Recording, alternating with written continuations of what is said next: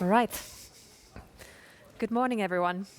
There's a good buzz here, Yeah. starting with the first photo session of the day. That's good. Very exciting. So it's time to begin the second day of the high-level conference on the data economy. My name is Anni Laurela, and this is Peter Nyman, and we're delighted to be here once again. Yes, and we had a good day yesterday. There was good Yes. buzz in the crowd. We had very good and very pedagogical presentations as well. Yes. And I think you, the audience, I sense that you all enjoyed it yesterday here as well. Did you? And I know you went out to Bryggeri some of you between 8 and 10, but I guess you all, I think you all look very fresh. I had the local beer and the sausages and stuff. It was not a late night, I don't know. Yes. Hey, yes. So I hope you got a lot of new thoughts and ideas from yesterday, because today we're going to turn those thoughts and ideas into policies. Exactly, and we hit the ground running. This opening session will be followed by a coffee break at 10:30, and after the coffee break we'll continue here at 11 with a panel discussion and then summarize the discussions into a vision, which sounds good. And the conference will end with lunch at 1 o'clock. So remember that you can take part in the discussion on Twitter, #dataeconomy, or by sending your comments and questions via the address on the screen. Yes, which you'll see a bit later. Yes. And to start with, I'm happy to lead us to the opening session in which we have not only one, but 3 Finnish ministers actually on stage representing the presidency of the Council of the EU, as well as the multiple dimensions of data economy. This conference is a concrete example of how 3 ministers, led by these 3, has resulted in a cross-sectorial cooperation and a jointly shared vision to work towards interoperable data economy. Yes. So first, may I invite Minister of Transport and Communications, Sanna Marin, to give her opening remarks. Minister Marin is responsible not only for the physical infrastructure that is essential for connectivity in our physical environment, but also for the horizontal development of the data economy and the use of data in business. As the minister is responsible also for the transport sector, Sanna Marin has been taking forward multiple initiatives to increase the efficient use of data and interoperability in the transport sector. Please welcome Sanna Marin.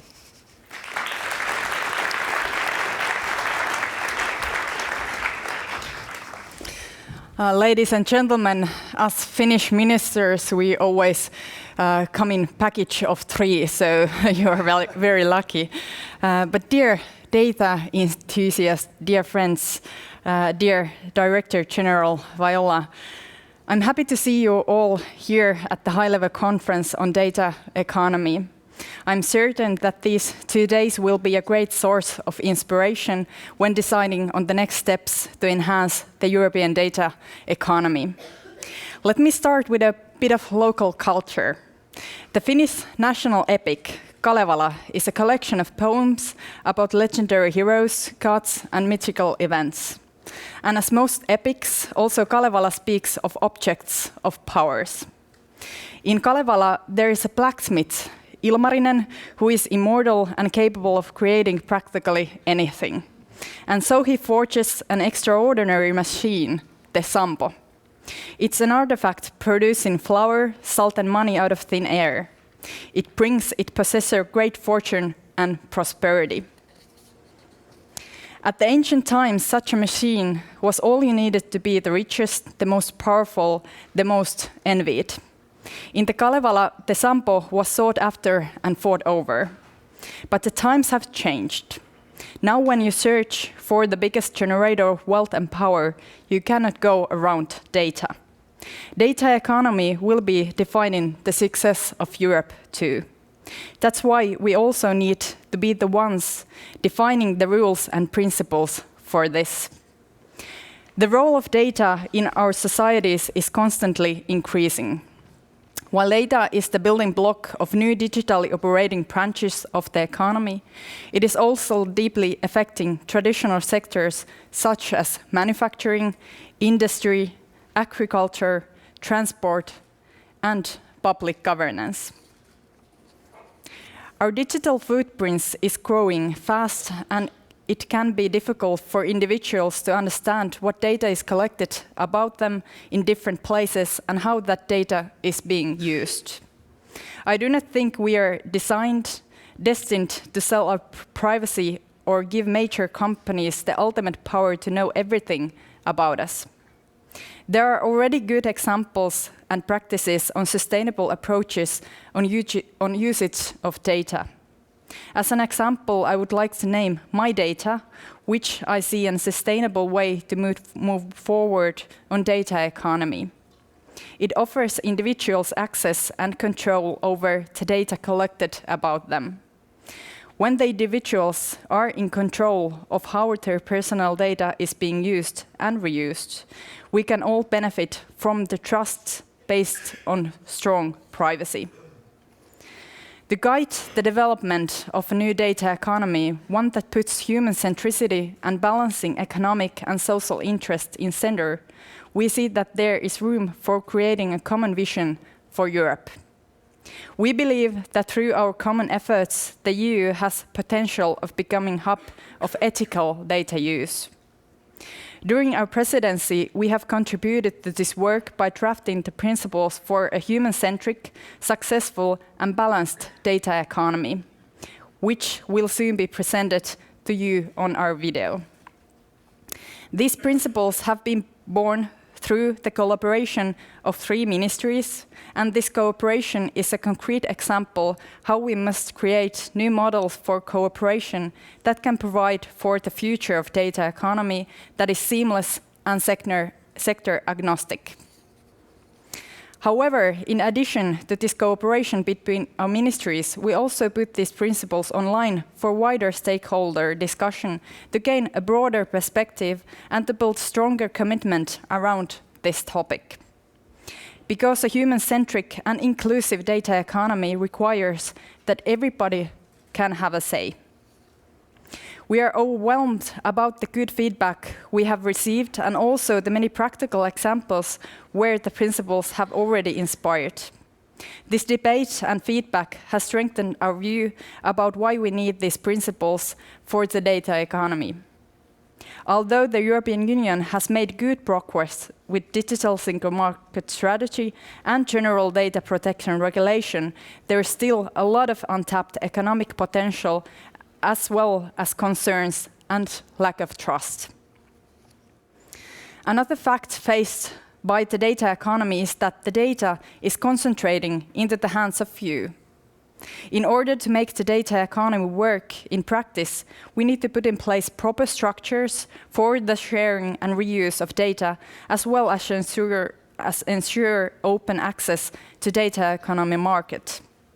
This may also call for new renewed regulations to push and steer the development for a balanced market and benefits for the societies. An additional concern is the fragmentation. The data economy so far has mainly been developed in silos. It is therefore necessary to turn the good ideas from sectoral work into more generic principles so that we can build coherent and cross-sector solutions for the data economy. By enhancing data access and reusability with fair and reasonable terms, as well as increasing the transparency of artificial intelligence and algorithms, we can also steer the development of the data economy in accordance with European values and traditions. Dear friends, I want to stress that there is demand for continued development. During our work with the data economy principles in presidency events and within the preparatory bodies of the Council, we have observed a growing interest towards ensuring the human centricity of the data economy and in empowering the individuals to become active data citizens. We have also noticed there's more and more discussion on the need to create proper structures for data sharing in support of innovation and the proper functioning of the single market. Finally, we have seen the spreading of the understanding for the benefits of horizontal principles guiding this work. Ladies and gentlemen, at the beginning of my speech, I told you about the Sampo. In Kalevala, the fight over the Sampo led to its demise. It was smashed and lost into the sea because everybody wanted it only to oneself and because of the unwillingness to share. The learning of the Sampo was that we need cooperation. In the EU, we need to turn our values into our strengths. That way, the data economy is a market opportunity for all and serves to create well-being, innovation, and sustainable solutions for our societies. Thank you very much for being here yesterday and today, and I hope you will have very good conference and good discussions. Thank you very much.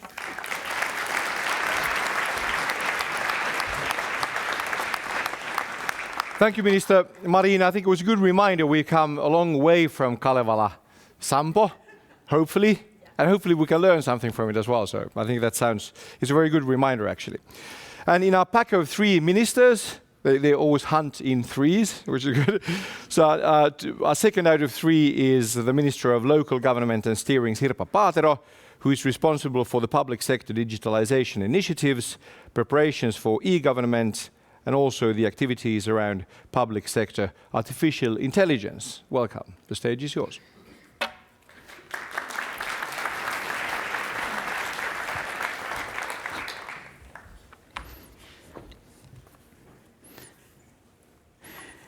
Ladies and gentlemen, dear conference participants, our societies have become networked, data-intensive and digitalized. The European Union needs a clear vision on how to guide the development of the data economy and how to harness its potential in a human-centric way.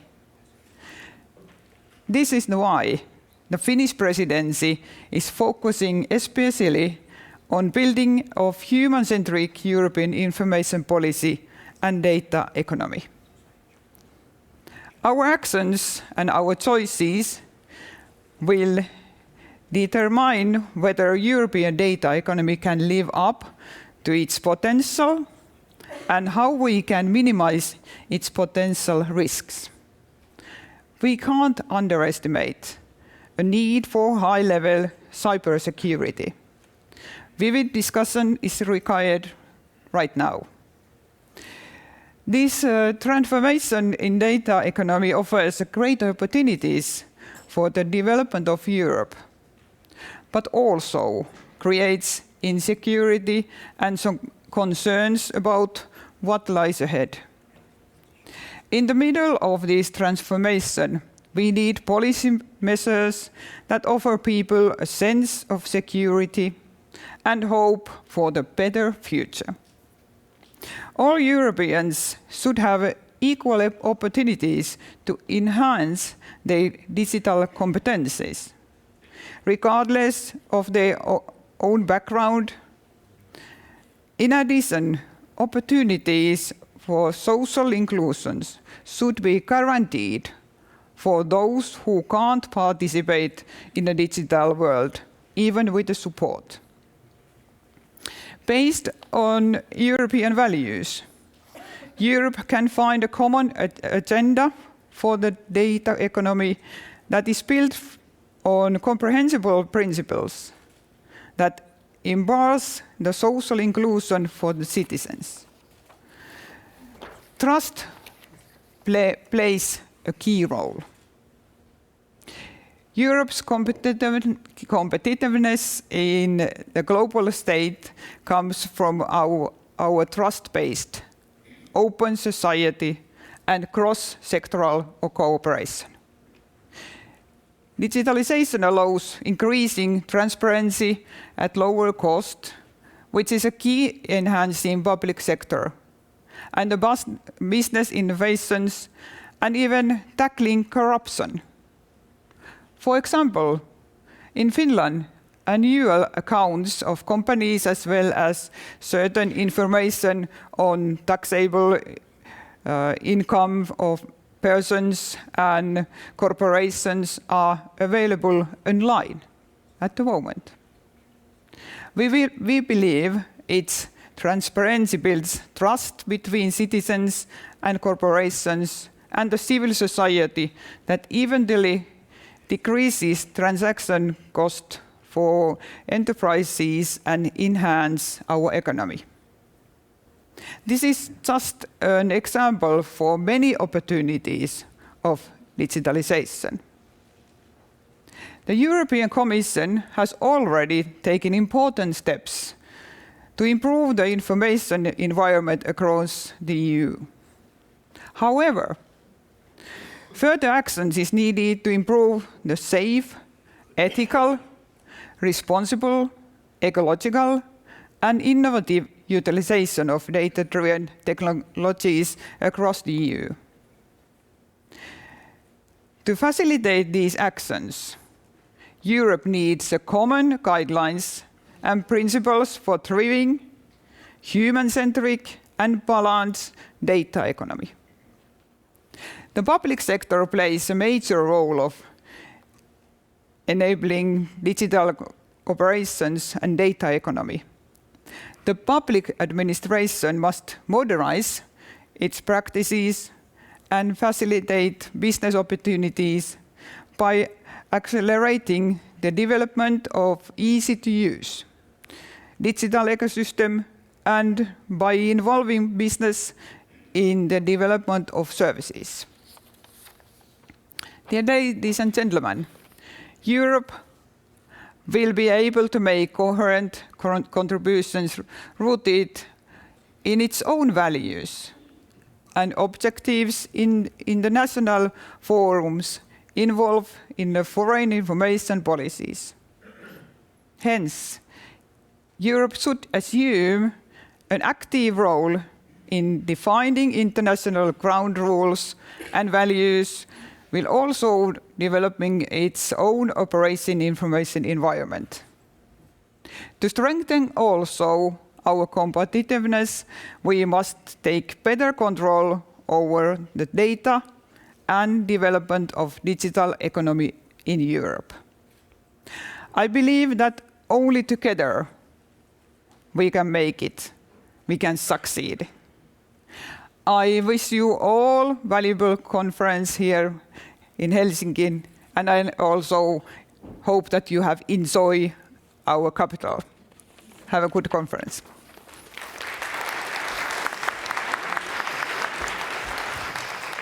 Thank you, Sirpa Paatero. Yes, please take the opportunity to really connect with each other beyond our own country's borders to make these thoughts into action.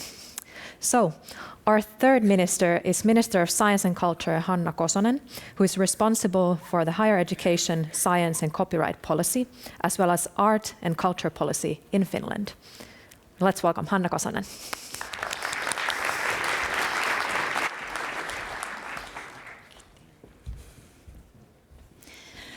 Dear conference guests, it's quite unconventional what we are doing in this conference. We have under the same roof experts from different aspects of the data economy representing both private and public sectors. We are here to discuss a set of common principles for data in Europe. And we have done so far for a reason. We want European individuals, companies and public organizations to be able to act, share, innovate, learn and trust by benefiting from transparent data. These principles are fundamental for the future of the European data economy. As the minister responsible for both science and cultural matters, including copyright, I will have to look at issues in a broad context. I work to break silos and across policy boundaries. For me, promoting open access to scientific research or modern public library systems are as important as promoting a well-functioning copyright system. They are all important also from a societal perspectives as the basis for new innovation, social inclusiveness and growth. Hence, I can see these sectors are opposed to each other. In all these sectors, digital information and data are today the key subject matter. Following the important points already raised by my fellow ministers, I would like to emphasize the importance of efficient data management. It's important to acknowledge the fact that all data is not equal. Some data sets are more valuable than others. Some data may be subject to rules on secrecy, privacy, or proprietary rights, which may restrict the freedom to use and share the data, but sometimes they may be rules requiring transparency and access to information.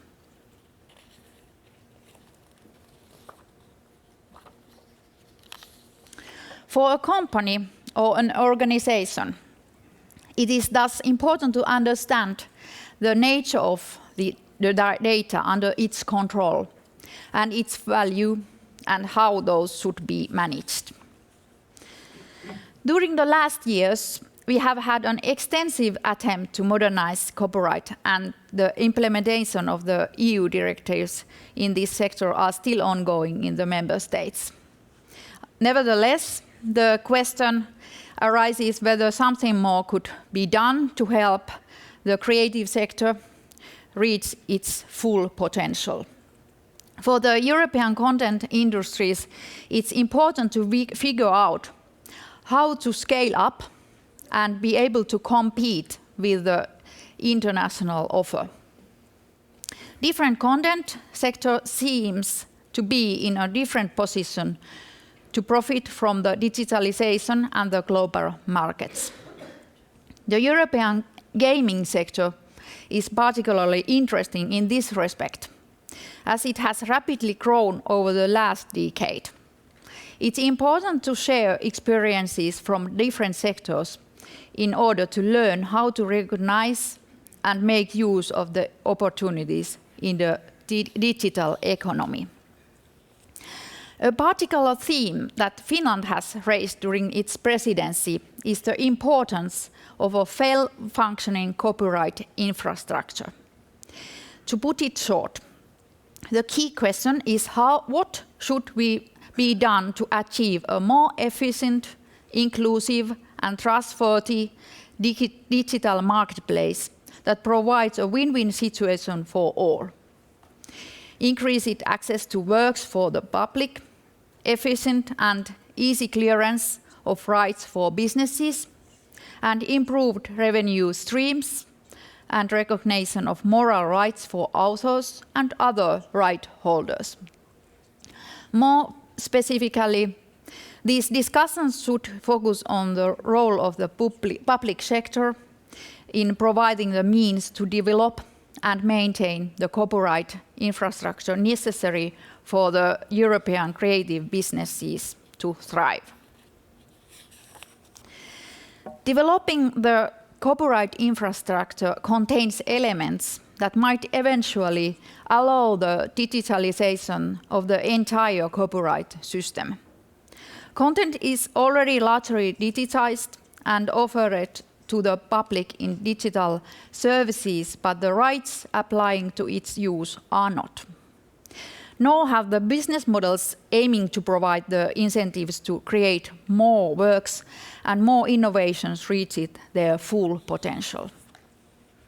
Getting practices and standards regarding metadata sufficiently uniform, compatible, and transparent in the ever faster moving environment is paramount. New technologies and AI could enhance data quality and improve data flow, but first the data on works and right holders need to be correct and comprehensive. Financing from government level could incentivize, but needs all players to do their own bit. We believe this is the right time to begin discussing the importance of data and issues related data on works and right holders on EU level. The European Union needs a clear vision on how we can guide this development to the benefit of the creative sectors and science. Ladies and gentlemen, with this conference, we have opened new avenues for discussing common principles for data on EU level. There are still many aspects to discuss, but we reiterate our commitment to be actively engaged even in the future. With these words, I thank you, and I wish you warm and lightful Christmas waiting, which means in Finland, all the lights on. Thank you.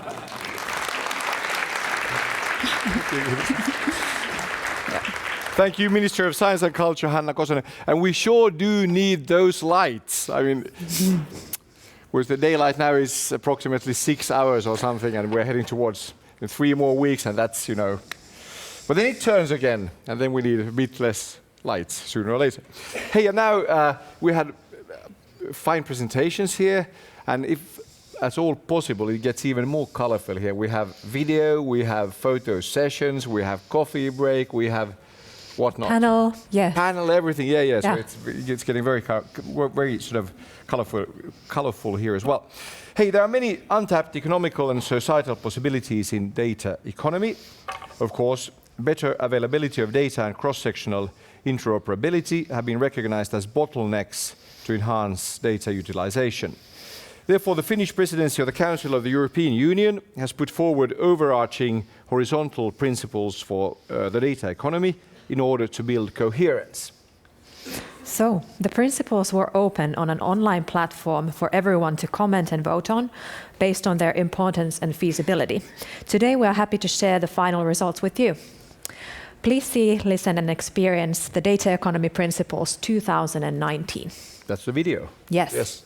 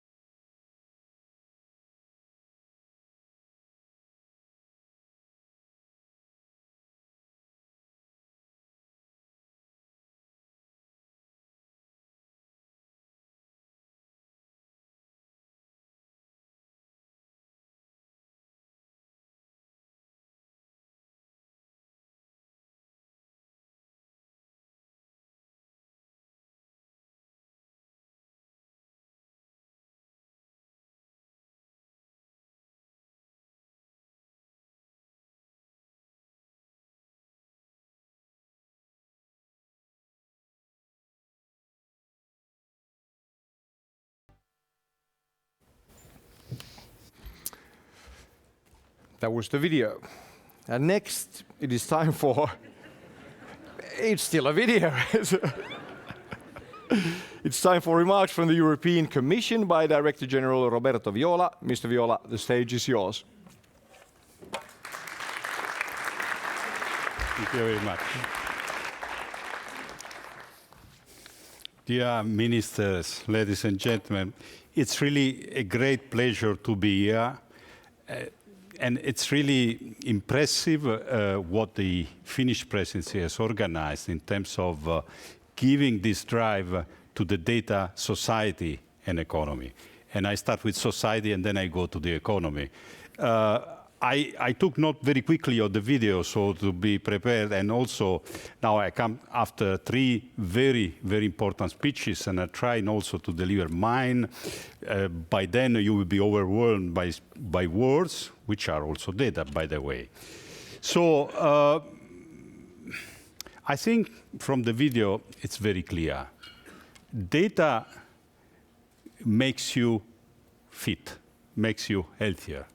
The more data you consume, except the video has vitamin D, that shows is done in the north of Europe. Maybe in the south of Europe would be vitamin B12. I mean, but anyhow, data is like vitamins. The more you consume, the more you will be healthier. The more your doctor will understand how to cure you better.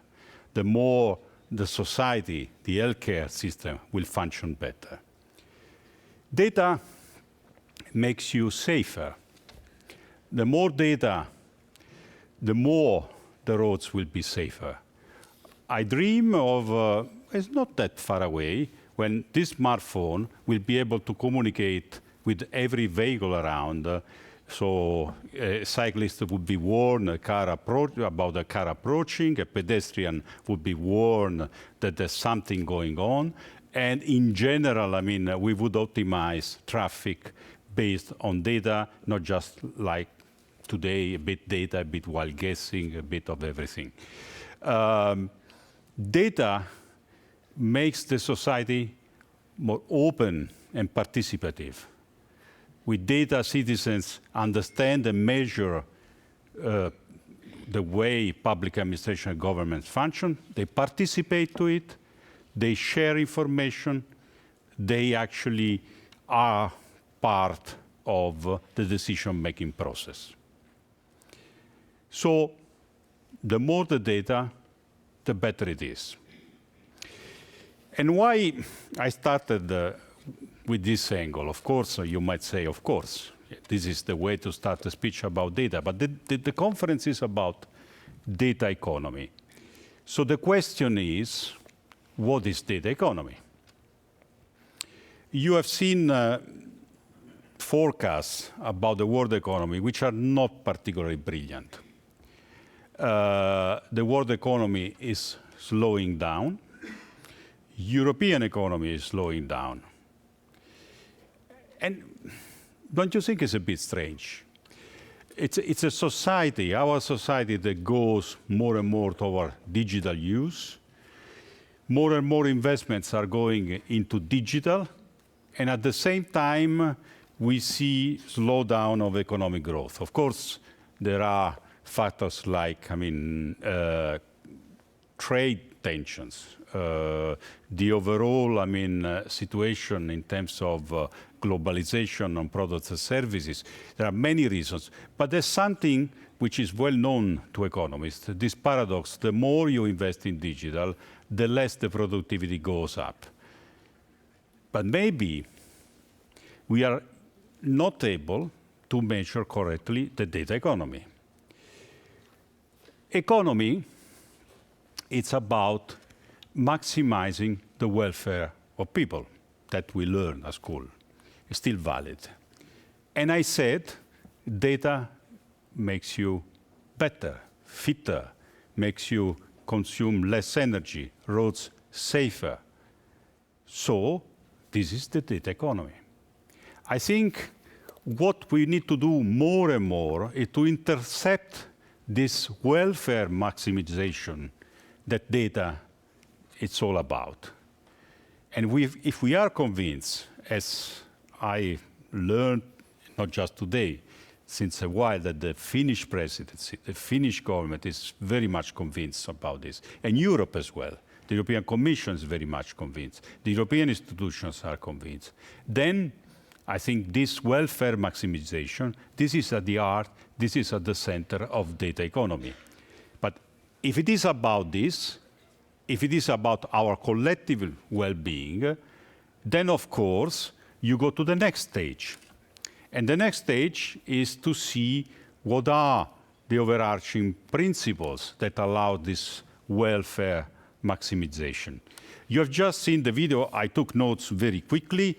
Mine, let's say, principles were not that far away because, I mean, for me, it was storage, sharing, and use.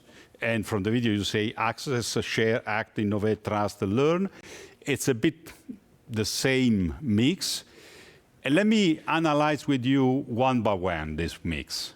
The first one is store, or in the video, access data.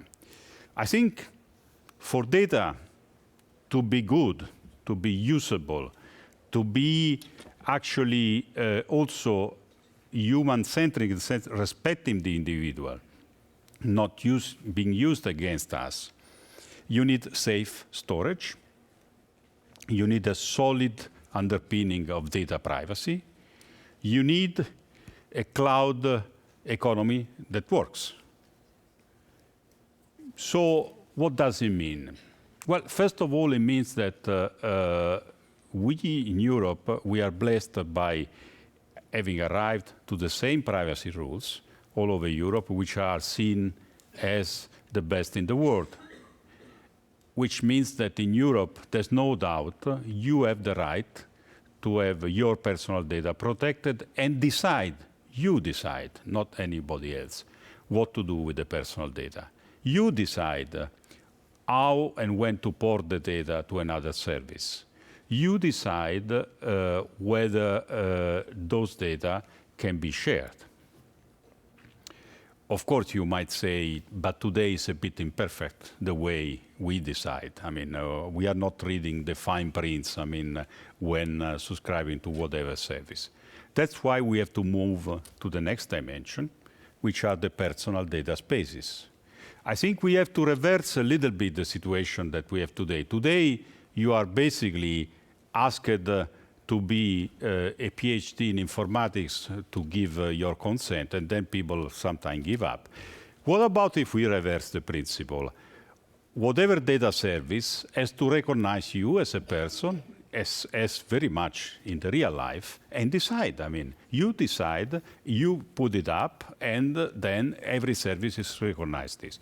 This is a different way. It was actually recalled by the ministers. We have projects in Europe that are looking at this, and we want to go much further in terms of personal data spaces, where we have our personal cloud around. Today, we have the handover of the self-regulation about cloud services portability. There's been quite an important self-regulatory work that as the legal basis on the free flow of data regulation in Europe that actually favors the idea of cloud portability. So why is that important in this idea of welfare maximization? It is important because it's very much what you have in telecom services. Now you say it's normal. You go, you choose provider, you port your number. Well, actually, let me tell you, I've been a telecom regulator, and this has been quite a thing to realize number portability. And the moment number portability started to work, the telecom market became very competitive. And now you see the benefit of having in Europe the lowest prices in terms of telephone services and broadband services because the market became more competitive. The cloud market is not as competitive. We need much more competition in the cloud market. We need much more Europe in the cloud market. And of course, the essence is the customer has the right to choose the cloud provider. The citizen has the right to choose. But if has the right to choose, has the right to port. Because without having the possibility to switch, it would be impossible to have a competitive cloud market. So this is about access, store, being sure data are protected. But data, if they are not shared, it was said by all the ministers, are of no value. And that's why it's important to understand all the possible sharing scenarios. Business to business, business to governments, governments to business, citizens to government, governments to citizens. All of these scenarios are relevant and important. Europe has been very much active together with the member states championing it, and I of course praise very much Finland for this, in terms of sharing public data. We have also a brand new directive, which is the recast of an existing directive, which is the new Open Data Directive, that looks at artificial intelligence and new forms of data sharing in terms of public data. So we went very far. And again, we could be considered the world reference when it comes to government data shared with everyone else. Think about our Earth observation data from Copernicus satellites. They are basically the basis to understand our Earth. So important to understand also what is going on in terms of climate change. We have been now working into the reverse scenario, where businesses should share data with the government. This is also very important. We have a group of experts that have been working on principles about this. It's about, for instance, a car sharing platform that should give some information to a transport ministry. It's about private healthcare providers that should give information to the healthcare ministry. Or, I mean, a family doctor or a dentist. It's about financial operators that should give back information to the economic ministry. So this idea that data flows back to the public, data goes to the public and flows back, again, is part of maximizing the welfare about data. Do we need to legislate about this? Well, I mean, the question is open. We will now analyze what is the result of the work we have been doing with the high-level group and see what is exactly the need in terms of making sure that important information can flow in and out. Another important scenario is the sharing of data among businesses. And there, of course, you enter into a sphere which is very complicated because it's about freedom of enterprise. It's about intellectual property, which is part of the value of an enterprise. Well, in terms of intellectual property and copyright, we have been very much progressing. The new European copyright rules are about freedom of text and data mining. The freedom to read is the freedom to mine.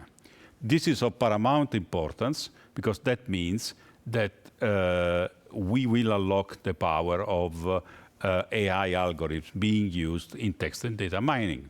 So we have changed significantly our copyright rules in this direction.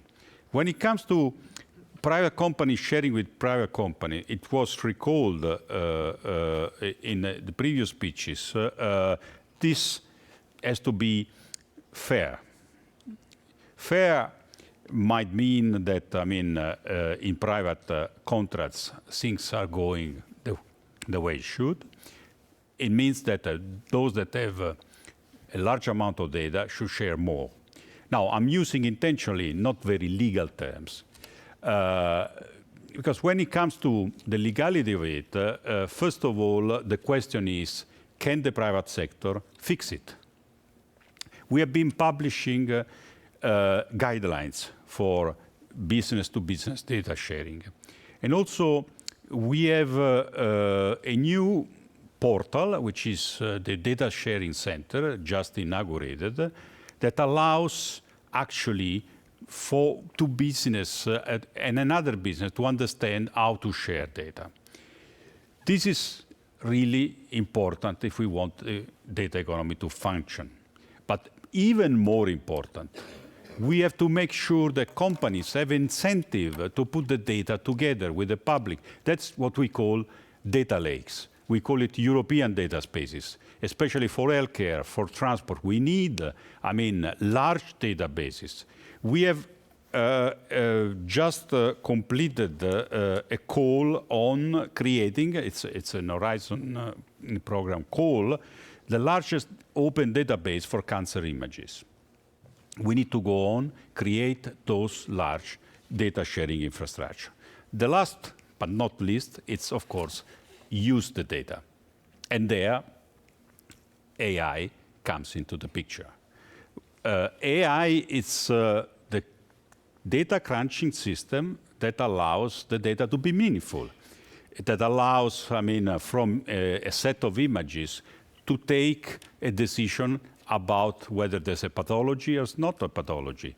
Allows, to take a decision about closing a road or not in case of an accident. So AI is the fuel, is the fuel, AI is the engine.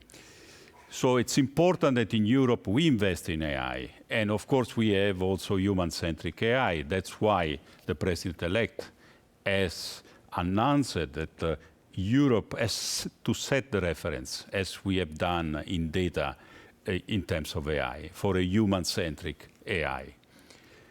Now, let me finish by a small detail. All of this is nice, and you have seen how much the Finnish presidency is committed and Europe is committed. But frankly, if it is important, if it is about welfare maximization, then of course you need public investments. We have presented the proposal for the next 7 years of the European budget. And we made a choice in the European Commission. We said 35% of the budget should go to infrastructure, investments in new innovation, in technology, and in data. 30 should be to the traditional part of the budget, so agriculture, structural and regional funds. There's a very difficult discussion going on, and I'm afraid that the importance of data economy is not part of this discussion. This is a drama, frankly. So, and also a little bit of a paradox. We are all here saying data economy is important. It's our future. And when it comes looking at our future, the next 7 years in European budget, what is the suggestion is to cut the investment in data and in the future. I think this is not a wise strategy, frankly.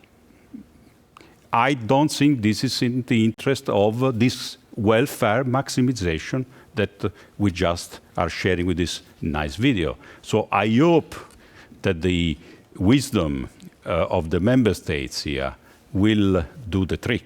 Because frankly, I'm not sure citizens will understand why in a data-driven world, the investment in data, in digital are cut, and the budget will resemble the budget of 50 years ago.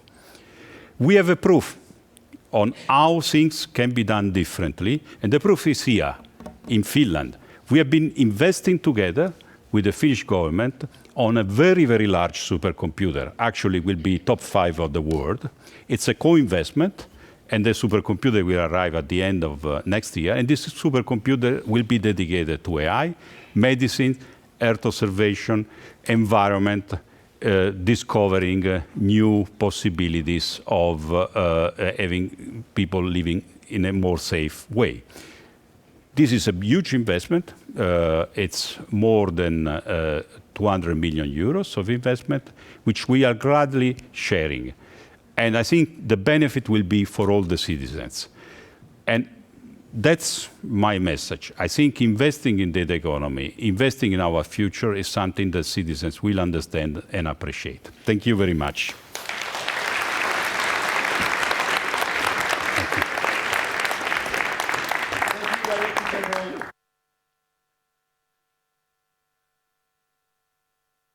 Union of liberty and equality and fraternity as well. We have all the fundaments and all the things that most other parts in the world don't have. So I think there's a good sort of basis for doing these things, which is good.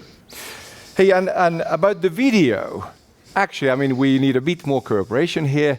It wasn't it was almost the right video, but not exactly the right video. So we'll see the right video, the right version of it. We'll see before the coffee break. So don't lose hope yet. Yeah. So it was just the draft. So I guess you can see the process of making those principles through that second video. Yeah, exactly. They're the right one. Yes, and we can actually see it as a sort of sneak preview to the right video. Yes. Hey, anyway, today we're happy to be able to say that the 2-year project is finalized, and we have the honor to welcome on stage Chief Executive Officer Michel Paulin from OVH, a global cloud provider, and Chief Information Security Officer Juri Rasega from ENEL, the multinational energy company and one of the world's leading integrated electricity and gas operators. So they will hand over the work of the working group on cloud switching and porting data, the code of conduct of software as a service, cloud services. Welcome. Hi. Welcome. Welcome. Thank you. So the stage is basically yours. Please. I start. Okay. Dear ministers, dear Director General, dear member of the SWIPO working group, ladies and gentlemen, it's really a great honor to be here with you today to hand over this code of conduct. It's a digital one. On reversibility. Like availability. Yeah. This code of conduct on reversibility for infrastructure as a service in the name of the whole SWIPO community and its cloud infrastructure working group. I'm the CEO of OVH Cloud. OVH Cloud is one of the European cloud infrastructure player. We have worldwide operations with 30 data centers, and we're in the top 10 worldwide players of the cloud. Unfortunately, we are the only one European. And our ambition is to participate to build a European alternative in the cloud arena. So in line with our European values on data, it was so obvious for us to participate to this initiative. The infrastructure as a service code of conduct we hand over to you is a result of a collective work led by the CISPE, Cloud Infrastructure Service Provider in Europe, a trade association of cloud infrastructures providers in Europe, and has involved also the EuroCIO, which represents more than 1,000 CIOs across Europe, and has involved 48 members organizations and many more observers. And I would like really to thank all of them for their passionate work to create this code of conduct. As the Minister and as the Director General said, data is everywhere now. The new data economy creates fantastic opportunities, but also some new threats and new challenges. Cloud is definitely the most efficient technology to compute, to store, to transfer, to deliver this paramount level of data. Cloud provides flexibility, scalability, and price performance. However, customers and citizens should always have the right and the freedom to choose. The cloud should not become a sort of jail for the data. And moreover, in the hands on some few players with a worldwide type of monopoly. The protection and the reversibility of the data must be the golden rules of the cloud. This is why this new code of conduct demonstrates that the cloud can and must be reversible. It is the first step for a more open, transparent, reversible cloud. But also, we think, it's also an important step to contribute to the European strategy data sovereignty, which is key for us, and we know and we understand that it is key also for all the European Commission and its members. In conclusion, I would like to thank particularly the European Commission and the Finnish presidency for the way they have been facilitating our work on this code. And I hope that this code demonstrates that Europe can have solutions to provide to the citizens, to the business, to the public authorities, to be able to stick it to our DNAs and to provide an open, transparent, reversible cloud. Thank you.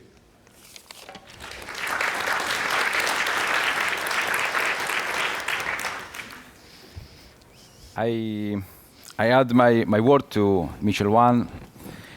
I'm here in behalf of the great group of people that worked on the SWIPO code creation. And it's important to underline the role of Enel in this group also because Enel is a big company. It's based in Italy, but is a multinational company that works managing physical assets in more than 30 countries all around the world, serving energy to more than 73 million of people, of customers. That means about 300 million of people, because the customer are the point of service.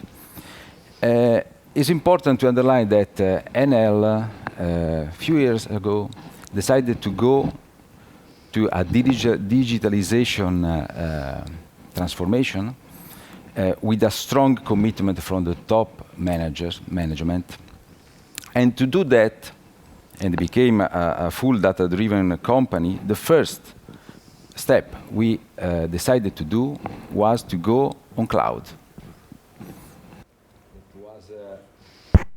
That was maybe the first big initiative in this way. And we adopted a full cloud strategy and... sorry? I think the microphone went dead. Let's see if we get a new microphone from there. Or because these are difficult to share. Yes. but I use it because I'm the size of the company, and usually the Nalo services is one of the threats that I have to face every day. Yeah. Okay, but let's see. We might get a new one from there. One. Hello.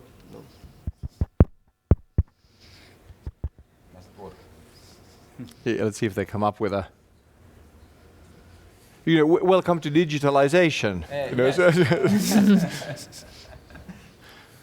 Let's see here, man. Hang on. We asked for an analogic microphone. Oh, yes. Okay, let's change weapons. I mean, no problem. This might work better. We are used to adapt. Yes, absolutely. No problem. So our first step was to go on cloud. Since this April, we are 100% on cloud. We adopted infrastructure as a service, platform software as a service, and not only for, of course, the cost, but for the flexibility the cloud will allow you in a very fast market change. So you could imagine the dimension of the IT and OT stuff that a company like Enel manages, and you can imagine the dimension of the cloud services we use. And believe me, as the first mover, was not so easy to approach this new market. And for a big company, of course, it's possible to manage through a major procurement department the definition of rules and agreement with the providers. And when we was invited to join the initiative that was launched by the European Commission on the SWIPO creation, working group creation, we were very happy because it's important to create common rules. And in this way, you can avoid unuseful cost, efforts to join a service. And the important thing that we addressed with these codes you have a clear life cycle of your cloud journey. It's really important. In fact, these codes had as a first objective the switch capability, zeroing in final effect the lock-in risk. That is a giant risk, in particular for the medium and small company. So we was very pleased to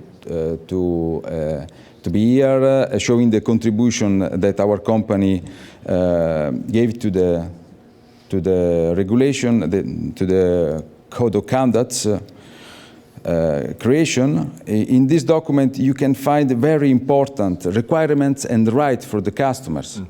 That is not something irrelevant, because when we deal with the strategic and structured data porting procedures, security of course, but the data controls you apply during the porting predefined the costs. The game changes a lot. Thank you to the group. This is the result of 2 years of work, of a very passionate group of people. They had a constructive discussion. It was not easy, of course, but we had a shared position between providers and customers. It's not so frequent. Now is the moment of the adoption. And on that, I share with Mr. Catania from Confindustria the importance of promote the adoption of the code, because only in this way we can contribute to the competitive data economy. We already have a roadmap. We have to apply with the precious support from the European Commission. And May 2020 is tomorrow. So let's go ahead on this side. Grazie mille, merci beaucoup. Gentlemen, I think it sounds very good. And I think it's time to ask Director General back on stage, because for the first photo session, so we'll leave you alone here. You can yes. The ministers had to leave already. They're yes. busy doing their work, which yes. we should be happy about. Yes, absolutely. I give you that now. I don't know. We could move on the left. Yeah, we should go this way. We need to move on the left.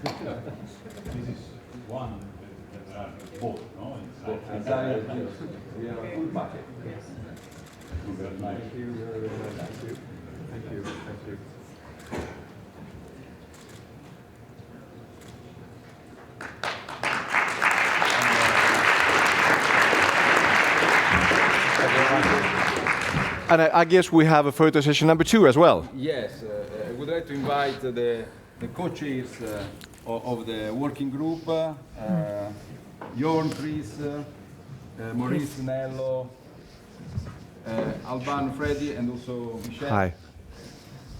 Bravo, félicitations. That's great. That's a great idea. Witt and Pierre, thank you very much for your contribution.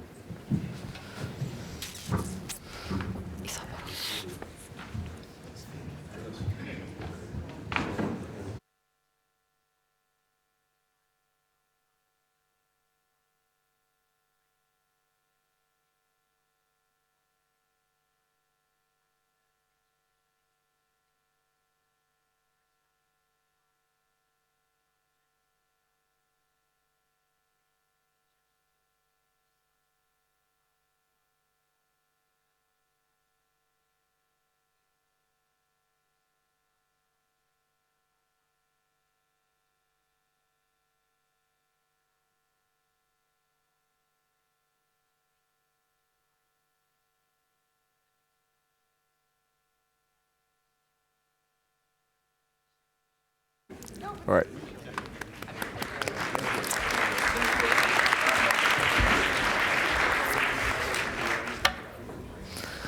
Okay, so before the coffee break now, we got the 2 photo sessions. Now we have the real McCoy. Yes, we have the real video. So let's see Yes. how it's different.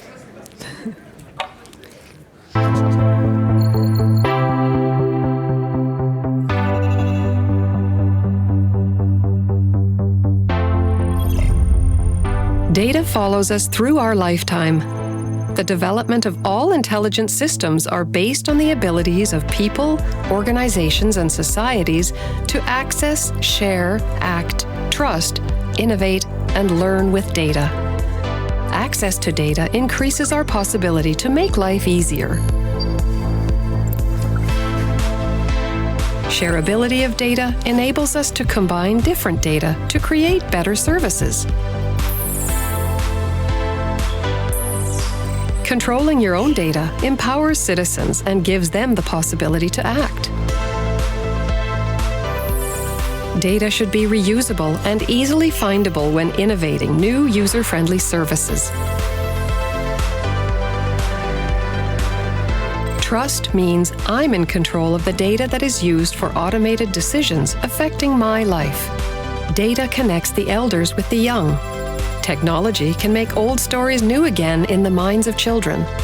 A successful data economy requires an upscaling of people's skills, organizational rethinking, and new mechanisms and supporting structures for learning.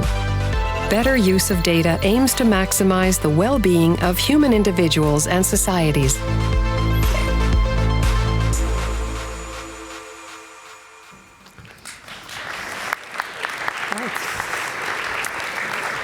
Much better. Yes, yeah, and on the other hand, they got 2 videos at the price of 1. Yes, let's be optimistic. Best of both worlds. Hey, we have a coffee break now, and Yes. bit sort of like running a bit behind schedules. I think anyway we could stick to 11 o'clock, more or less. So Yeah, about a 15-minute break, and Yeah. then we'll have 3 speakers and a panel. So be Yeah. excited to dive deeper. so we're back here soon. Thank you.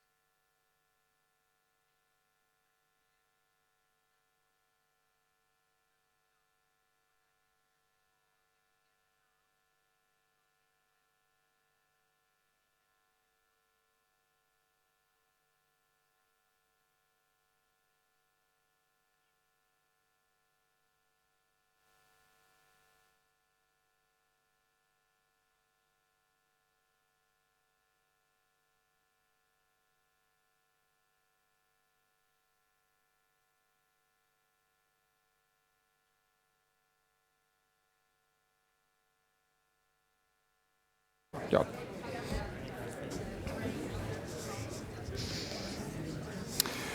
Okay, welcome back all. We're still sort of a few short, but people are entering the room, so I think it's a perfect time for us to start. Welcome back anyway. We'd like to remind you to send your comments and questions via Twitter or directly to the address you can see soon, at least on the screen. As we rehearsed yesterday, we encourage all of you to send questions and also vote on questions for our next panelists. Yes, please The panel do. to end all panels. Yes, the final panel. So the panel is about the European Union in global data co-opetition. If you don't know what this word means, it means cooperative competition, as in collaboration between business competitors in the hope of mutually beneficial results.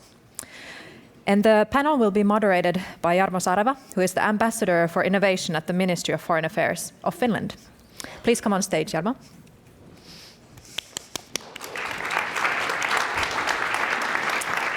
But before we start, we have a couple of questions for you. Yes. Yeah. So, could you explain to me, in your work as an ambassador, what does innovation to you mean?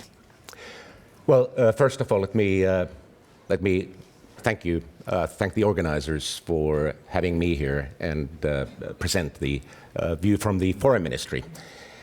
My job is new. It's about 1 year old. I'm the first incumbent. And as you know, Finland is a leader in innovation. Bloomberg ranked us as third globally in this year's innovation rankings. And for me personally, innovation is not only about technology. It's not only about digitalization and data. It's ultimately about providing a solution. And we really need to go to the human-centric aspect of innovation. Human centricity means that innovation provides solutions to issues that affect real people. So it's once again people business. It's people business. And many of you know that Finland has a long and proud tradition in social innovation. And that's what I mean when I say that innovation is not only about tech, it's about new ways of thinking. And let me add something. When I was walking to work here this morning, I noticed in a shop window a meme by Carl Sagan, and I want to read it out to you. And it reads, "Who are we if not measured by our impact on others? That's who we are. We're not who we say we are. We're not who we want to be. We are the sum of the influence and impact that we have in our lives on others." So innovation is ultimately about solutions and impact. Because even if you have a solution, you need to scale it up. And that's how you create an impact. And many of you know that Finland is also a country, an emerging hub and powerhouse of startups. And startups create innovations and they create impact.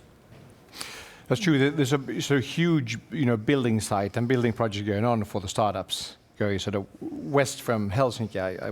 Maria 01. Exactly. Yeah. Yes. A great quote from Sagan, and he was a great sci-fi author and a great visionary, actually, one of the great sort of thinkers of our future as well. And I agree that we should always start with the meaning and start with what's the biggest action that we can create for a positive impact rather than just look at the tools like technology. Yes, because we can go around peddling blockchain for this or AI for that. But if that blockchain solution or AI solution or drone solution or fintech solution doesn't really make a difference in real people's lives, then what's the point? Exactly, useless. Hey, let's take a few steps, away from the fringes. More than the center. Hey, Jarmo, anyway, we're of course keen to hear about the geopolitical situation, which is of course very, very interesting at the moment, and how that affects data economy, both looking to the west and east. What is your experience, your thoughts? Yeah. My primary focus in this job, when I took it over, was sustainable development. And therefore, I've been looking into more the north-south aspect. And you can see the SDG pin in my lapel. But at the same time, in addition to the potential that digitalization, data, and innovation can have in terms of development and the sustainable development goals, I, like everybody else, have also been forced to think about the challenges. And this brings us to the geopolitical context, the risks and challenges that we face. Possibilities as well, of course? Of course, yeah. Of course. But if you think about the geopolitics or the politics of innovation and digitalization, we can see, and it's being discussed here yesterday and today, we can see basically three key models. And the European model is one. And in terms of the geopolitics, we have to try and ensure that the European model, which is based on values, and I would highlight the value of reason based on enlightenment. We have to make sure that in the broader geopolitical context, the European model, based on reason and European values, will prevail, and that we will be able to sell that and convince others, especially in the developing world, that the European model is in their own interest. Hey, Jarmo, I'm so glad to hear you say these things, but whatever happens at the moment, we can't go back to the age of sort of pre-enlightenment. We've had it for 250 years now, and the world is basically sort of, I wouldn't say never mind, but we had the bumps and tragic, horrible, horrific bumps in the road. But anyway, sort of life has, got better anyway. So I think the reason, enlightenment, of course, is the only. We have other fundamentals in Europe as well. I mean, freedom, rule of law, freedom of speech, thought, everything. So I mean, yes, and science. We will not be able to make progress in our societies, and certainly we will be unable to reach the sustainable development goals without science, technology, innovation. And the current government of Finland has set an ambitious goal in Finland of reaching 4% of our GDP to research and development and innovation. It is an ambitious goal, but it is doable. But at the same time, the lurking trends of unreason out there, and it's those lurking forces of unreason can be seen also here in Europe, and they can be seen in North America and elsewhere. We have to make sure that science, as a power for economy and as a brother of reason, is respected, and the values of reason, democracy, human rights, women's rights, empowerment of women and girls, and the ability to have a fact-based discourse are so important. And I think we should definitely look at the history of what strides we have already made for the Sustainable Development Goals. For example, with extreme poverty, in 1990 it was 40% that were in extreme poverty, and now it's 8%. We need to get everyone out, but we have done really great progress with that.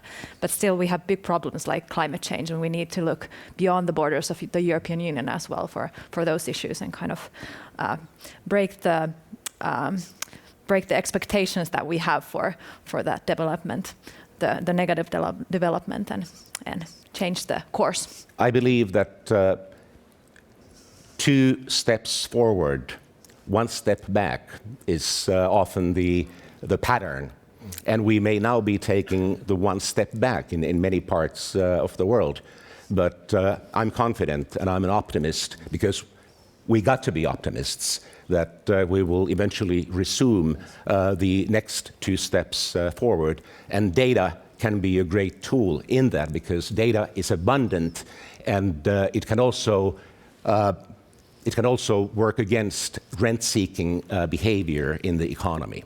Provide a culture of abundance to all. Wise words, Jarmo. Yes, so let's begin the panel. Yeah. The floor is yours now. Thank you. The mother of all panels, as we promised. That's good. Well, thank you again, and thank you to all of you for being here. Our first panelist is Clara Neppel. Clara is the Senior Director of European Business Operations at the IEEE. And those of you who don't know what IEEE means, it's short for the Institute of Electrical and Electronics Engineers. But these days they prefer to call themselves just IEEE, and they are the leading standardization organization globally. And she focuses on the needs of industry, academia, and government. Clara is the point of contact for initiatives with regard to technology, engineering, and related public policy issues that help implement IEEE's continued global commitment to fostering technological innovation for the benefit of humanity. Please welcome Clara Neppel.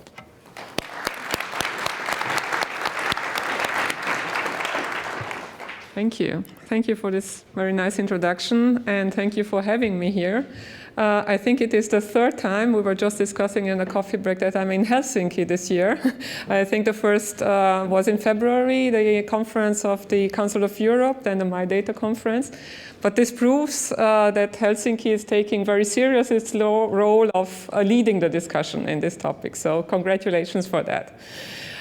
So I think it was also at this conference, actually in this room, where I introduced the concept of informed trust. And I would like now to discuss a little bit about what informed trust means for the data economy. So if we see now a product like this meal that I was served in my vacation in France, you basically have 2 possibilities if you don't have the information of what is inside. One is to distrust, so don't eat it because you don't know what is inside. The other is to have blind trust, so you just eat it because you know, you're curious. And both of them are maybe not so optimal, especially the second one. If you think about it, in the data economy, besides being standard-setting organizations, we are also an association of engineers. We also publish scientific works and so on. And what came out now very lately is to publish also the data sets together with the scientific work. And some of the people told us, we would not like to publish some of the data because we are uncomfortable about how this data might be used. I mean, it's quite obvious, for instance, that you cannot use the data set that you gathered in Helsinki for mobility in Delhi, for instance. So I think that's clear. But sometimes these data sets, if you think about it, to train a convolutional neural network, to make the recognition between cats and dogs can take days or even weeks. Now, if you do the same thing for ants and bugs, you need normally the same amount of time. You can shortcut this by taking some of the models, the first one, and recalibrate it for the second use.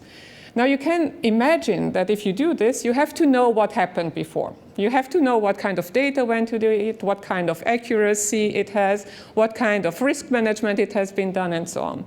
So what I think is important now when we talk about the data economy is to discuss about the principles. It was discussed a lot here, and we had a discussion about the AI principles a lot. But when we discuss about quality and trust that we all agree on, do we know actually what trust means? It can mean completely different things. For instance, for me, trust might be that I would like to know where the ingredients come from, if they are organic and so on. Data could be the same thing. I want to be sure it's GDPR compliant and so on. For others, trust means, or information means, that I know how this meal is going to affect my health. So it's a different definition of trust. So first we have also to define those principles. And also then how to achieve it. So a recipe of doing this, or a tortilla, which might be a little bit more easier, is about how to achieve a certain good meal. But as you all know, maybe hobby cooks here around, the same recipe might result in a completely different result. Sometimes you need to also measure and prove what you actually said or claimed that you are doing. So one way of achieving this consensus is through standardization that you mentioned before. And I will just mention we have now around 30 standards on technical standards around data, about how to achieve these principles, and also some that we call more in the ethical space. We also did something very innovative, and I think this is also about government and governance in general. Normally, you first have to define a standard, and then you define the certification. We needed to be very agile in this new environment, and we basically had to develop the certification in parallel with the standards. It actually started here 1 year ago as well, and the chair of our certification program is Meeri, Haataja, who I think will be following this panel. We are also, what I think is one of the principles is the competence. Yeah? The competence of people, of the users, operators, developers, and so on. So education is also very important. That's also something that I mentioned here. From the standards, I will not go into the details, but I would just like to highlight some, let's say, more technical things, because I come from the technical community. One is, for instance, on federated learning. Federated learning is the technique where you basically have machine learning, where you don't have to centralize the data, but the data is at the edge. So here it's about a collective data model, if you want so. And here are some of the standards maybe we can discuss later on the ethical space. And I would like to conclude, basically, that there are also, we discussed about the trade of data. Here again, we need to agree on a principle. So what are the principles for data trading? What is fairness? What is there a principle of reciprocity in data trading? And here we focus on 3 principles: data agency, ethics, and equality. There was also, gaming was also mentioned as one of the possibilities in the European space. Here as well, it is important. I think it's very good. We can do very nice meals in Europe. This was actually a French meal. But we need to make sure that all these ingredients are good so that we achieve the right results. And last but not least, gaming leads directly to children. 1/3 of the population who is on the internet is beyond 18. So it is important to first recognize that these are children and then that they have rights, and to take these principles in account in the design of those solutions. Putting these principles together, I think that we achieve a nice menu, which is unique and very well digestible for everyone. And this will bring, I think, the European economy, data economy forward. Thank you. Thank you, Clara.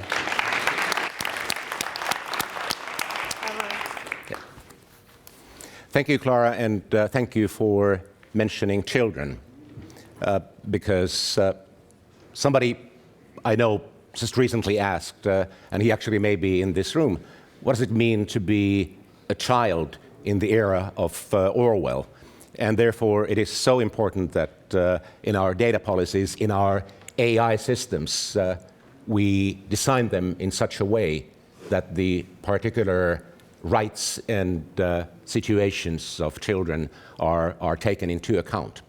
And in this regard, I'd just like to mention that the Ministry for Foreign Affairs of Finland, together with UNICEF, has launched a 2-year project exactly for that purpose, to create guidelines for child-centric AI systems, or rather, how to ensure that in the design of AI systems, children are properly taken into account.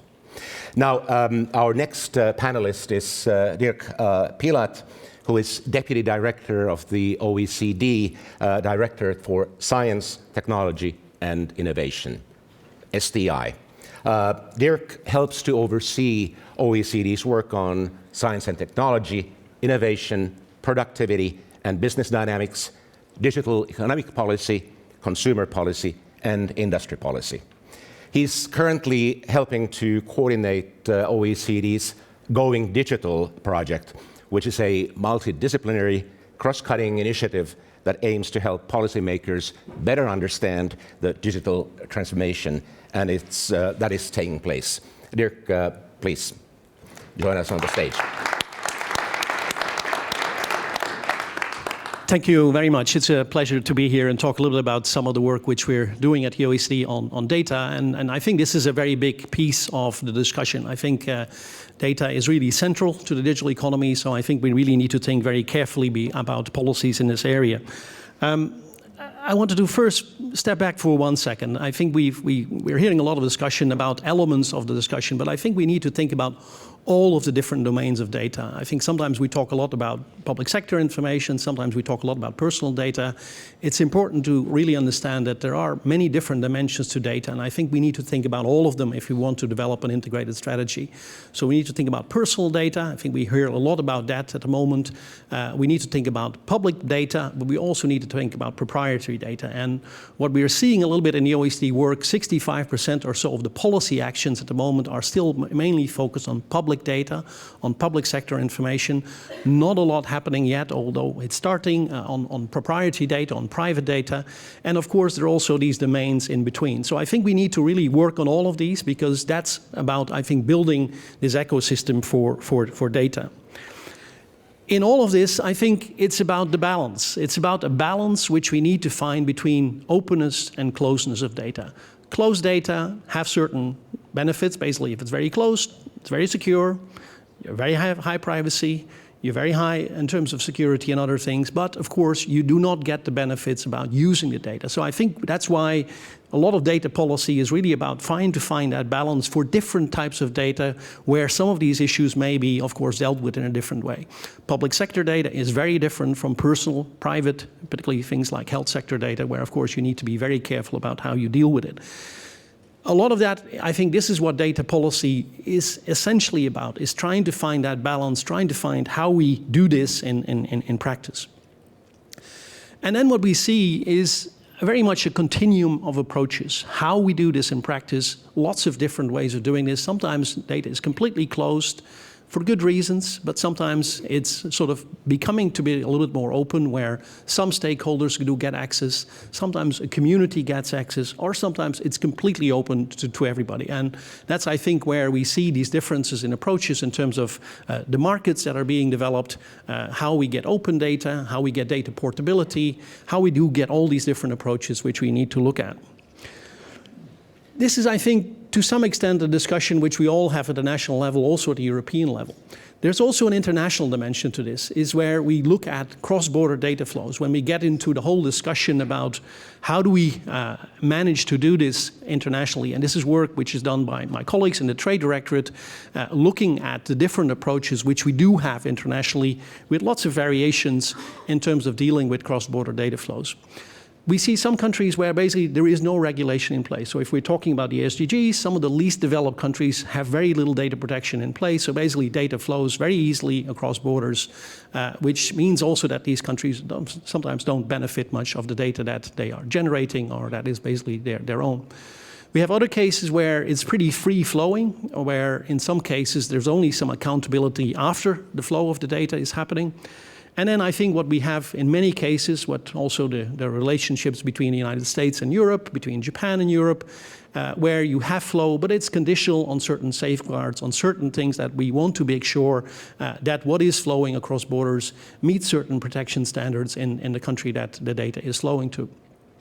And then the fourth level is basically where it's very conditional on an ad hoc authorization, where, for instance, there may be cases where data is shared across borders because of security reasons or so on. So there are different approaches here, and I think we need to understand probably a little bit more about how this is being regulated across countries, because we see very much a patchwork of regulations in place at the moment, because there are different approaches to doing this within trade rules, within sometimes national sovereignty, between nation states, between certain blocks or regions in the world. So we see a lot of variation, I think, when you talk about these data policies. And this is where a lot more work is needed to also ensure more interoperability between different regions and countries. Finally, I think I wanted to say something about principles. We've done a lot of work on principles at the OECD as well. So we have principles in place on, for instance, on research data. We have done work on health data. We've done work on public sector information. But still, I think at the moment, a lot of these principles are a little bit sort of, to some extent, siloed. We have different elements that we'll be looking at. So we need to, I think, starting to look more at, can we define more general principles that our member countries can deal with? And I just wanted to remind you, 23 of our member countries are EU countries, so we have a lot of shared membership, that we need to try to develop some principles that really, I think, address three challenges. One is trust, and I think we talk a lot about trust here, but it is important to say you need other elements as well. You need to get the investment in this area as well. You need to get the sharing of information, the reuse of data. So it's really about building that full ecosystem where I think we need to keep also the business interests. We need to drive this as well as an economic activity in Europe. And it needs to be something that we believe in, that we trust in, but it also needs something that really, I think, generates the interest from business to invest in this area. And unfortunately, Europe is still lagging behind. We are doing a lot of work on AI at the moment, where Europe is really not doing quite as well yet as other regions in the world. So we need to see more scaling of firms. We need to see more growth of firms to try and sort of make sure that we get this ecosystem moving. Finally, just to mention that, and my colleague Christian Rijmsbach-Kunatze left a little flyer at the back. We have a report which has just been released on enhanced access and sharing of data, which there's a flyer at the back. If you're interested, it's really trying to look a little bit across countries. This is a very active policy space around the world, a lot which we can learn from each other, and I think that's one of the roles that we hope to play in this area, to really sort of work together and see whether we can make progress on making this work internationally as well. Thank you. Thank you, Dirk.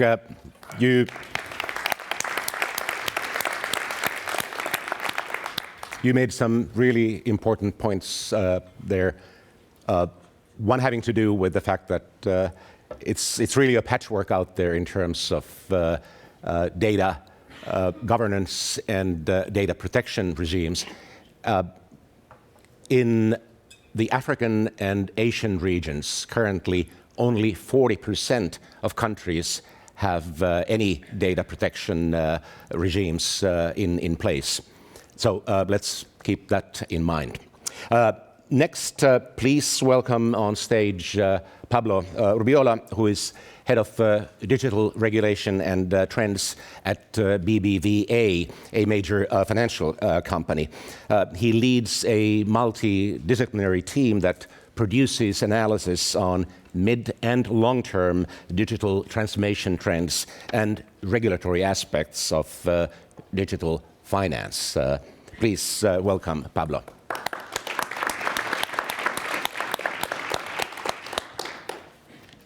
Thank you very much. Is it working? Yeah? Yes. Thank you very much. It is a pleasure to be here and to have the opportunity to share our views on the European data economy. We are a Spanish bank with global operations in more than 30 countries, including the US, Mexico, South America, Turkey, and yes, Finland. We have a startup here called Holby, which offers banking services for entrepreneurs and freelancers. But let's go straight into the presentations because I only have 5 minutes. We all care about data, and we do so for very good reasons. For governments, data impacts their ability to provide security, defense, and law enforcement. And that is why data is increasingly regarded as a matter of national interest.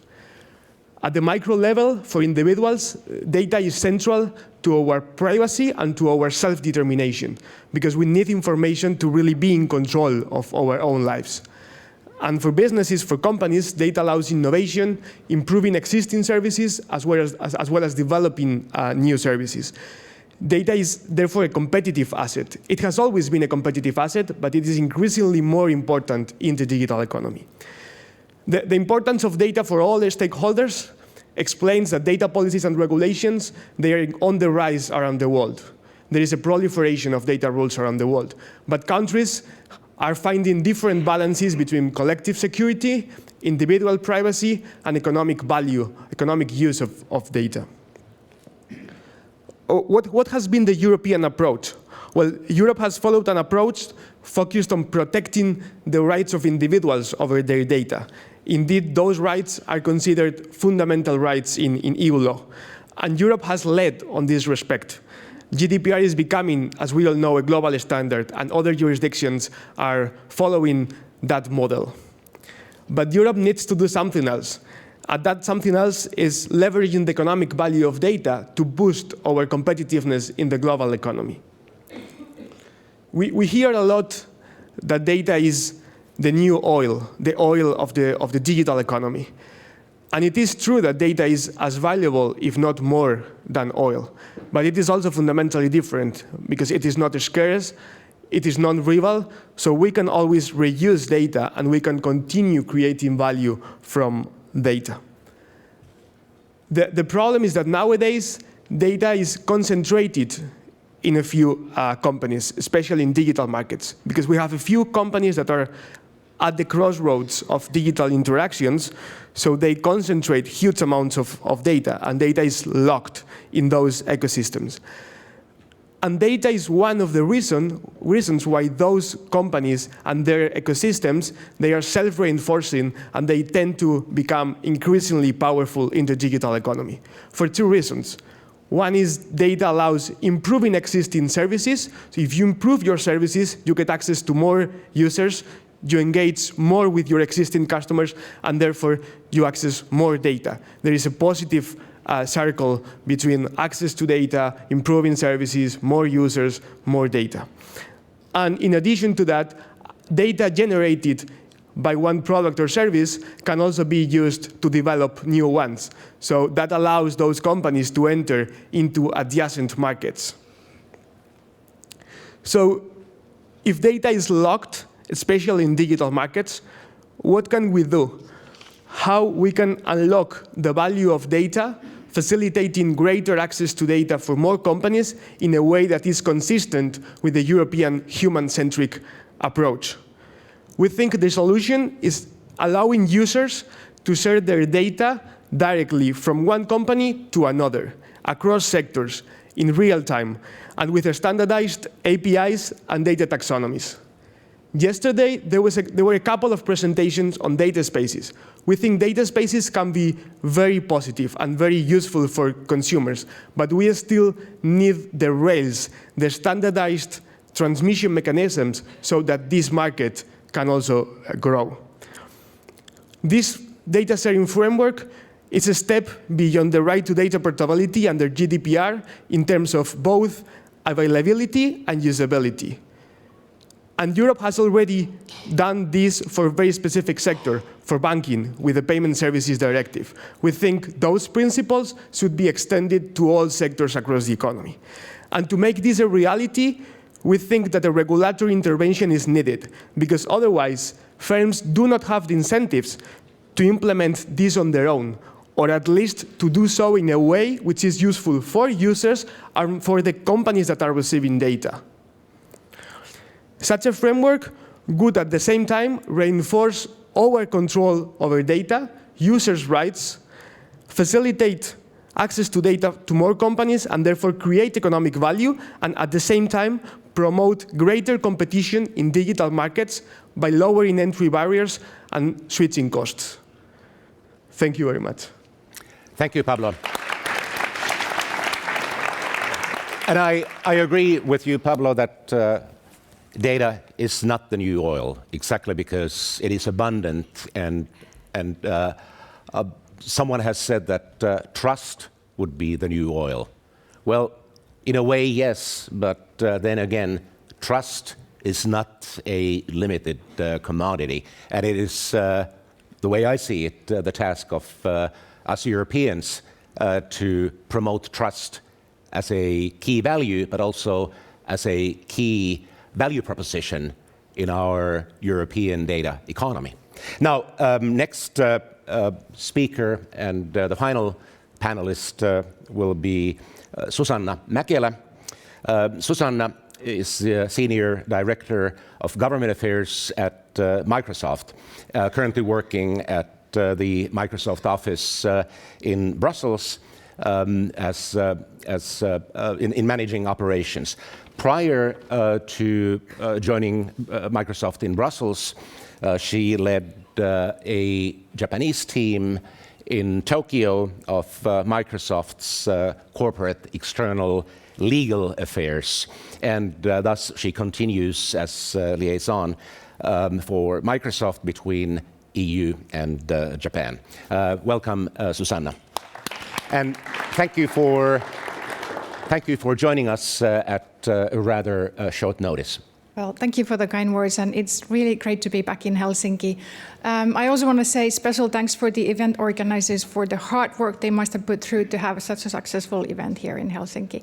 So thank you for the opportunity. So with AI comes a great opportunity to solve some of the biggest societal challenges we actually have today. It is possible because we have a vast amount of data and an increasing amount of computational power. But with any great opportunity comes with a great responsibility. We are facing a fundamental questions of our time. We should not just ask what the computers can do. We actually should ask what the computers should do.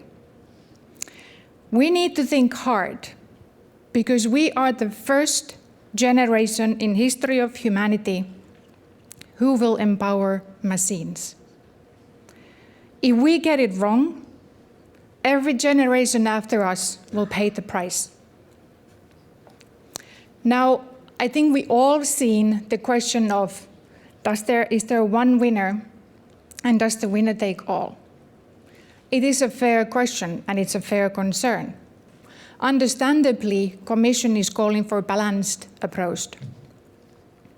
We need much more and leadership.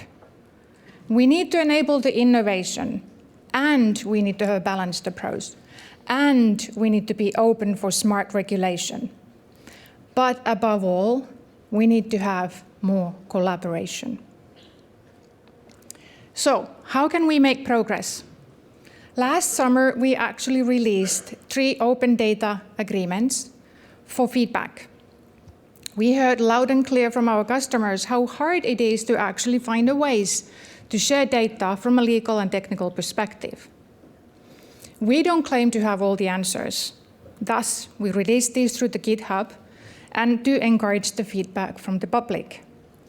We are working with academia, we are working with researchers, we are working with businesses to enhance the tools and processes for this. So, another way of making the progress is privacy-enhancing technology. Particularly, differential privacy introduces noise into the data set, but still enables the researchers to get the needed responses while protecting the privacy. Now that leads to the third, how we can make progress. We need the data sharing tools. And I want to make an example, a practical example actually coming from Finland. I think I can do that because I'm a Finn, so I can be proud of what's happening in here. So, there is an Azure data lake that is being used as a data sharing tool. Finland is the forerunner when it comes to data pooling and data sharing. The promise in the precision medicine is actually fulfilled with vast majority and unique data, with knowledge in technology, and opportunity for public and private collaboration. And that is exactly what HUS, Helsinki University Hospital, to that promise what they're building on. They're offering an ecosystem for multiple players to come into play. It's an open data based, and it's secure, and it's not static. It means when it's not static that they can actually find the best possible opportunities for them and change the participants accordingly. I think this ecosystem truly, generally, democratizes health, and particularly democratizes health for special healthcare. Now, there's also a Nordic interoperability project, which is among the 5 Nordic countries and supported by the Nordic Council of Ministers. It's a cross-border base on mobility with an intent to drive Nordic as the most integrated health region. It's an open ecosystem approach for greater good. The benefits of this data lake that HUS is having has already been seen in the treatment of premature babies. The data that has been gathered and has been integrated into the algorithm can actually predict the risk of a disease called sepsis in newborns.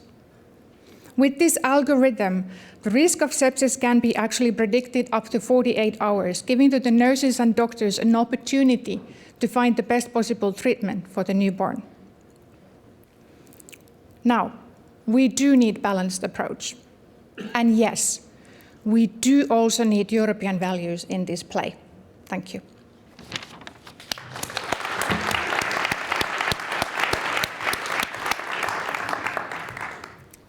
Thank you very much, Susanna. And coming back to what Peter asked me in the very beginning about what is innovation about and why Finland is so strong in innovation, the model of collaboration around HUS, the Helsinki University Hospital, is a prime example of not only a triple helix, but a multiple helix model that is making Finland successful in innovation. We're actually just about out of time, but I would still like to give the panelists the opportunity to answer some follow-up questions. But I would ask them to answer in a soundbite fashion. And first, a quick round of one question that I would like to hear all of you answer. And it's about human centricity. What role does human centricity play in your organization? And do your stakeholders or customers bring it up? And finally, is there some sort of a variation between the geographical areas? Quick round, Clara first. Thank you. So you mentioned before we are a standard setting organization, but before that we are really an association. We have more than 400 members worldwide, and we do from conferences to publication standards. So we convene people. You see, it's also about across different technologies. So the one thing which brings us together is really this motto of advancing technology for the benefit of humanity. This ethically aligned design basically started 3 years ago. It was the reason why I joined IEEE. It is a bottom-up fashion. So it was technologists recognizing that we need a level of self-reflection and that we have a responsibility in designing certain things. So yes, the human centricity is important. There is, of course, a variation. I would say it was interesting, documented, of course, ethically aligned design. The first version was very Western style. It was very much interested by other people who then, as volunteers, translated it and contributed different values and different aspects from their culture. And now we have things about Shinto, Ubuntu, ethics, and so on also into it. There are differences, but there's a way to integrate this, definitely. Thank you. Dirk. Yes, sure. No, well, the OECD motto nowadays is better policies for better lives. So basically, in that sense, we are really focusing on that dimension. I think previously we were probably more known on focusing on economic growth and jobs and things like that. But now the people dimension, I think, has really become very central. I also see it in a lot of the work which we do, which is more and more about inclusion. It's trying to bring people along. And also this year, there was an OECD agreement for all the member states on a set of principles on AI, which were about trustworthy AI, but a lot of the focus there also was about human-centric and making that work. So I think, yes, this is something which we are seeing not only from our member countries, but also from many of the stakeholders. It's something that everybody, I think, is pushing for. There are, as Clara said, some differences across countries, but still, I think there is room. And a lot of the work which we do, we typically try to get agreement across countries. We try to manage that. We typically manage it. It takes work. But you can get, I think, a lot done by working on those principles. Thank you. Pablo.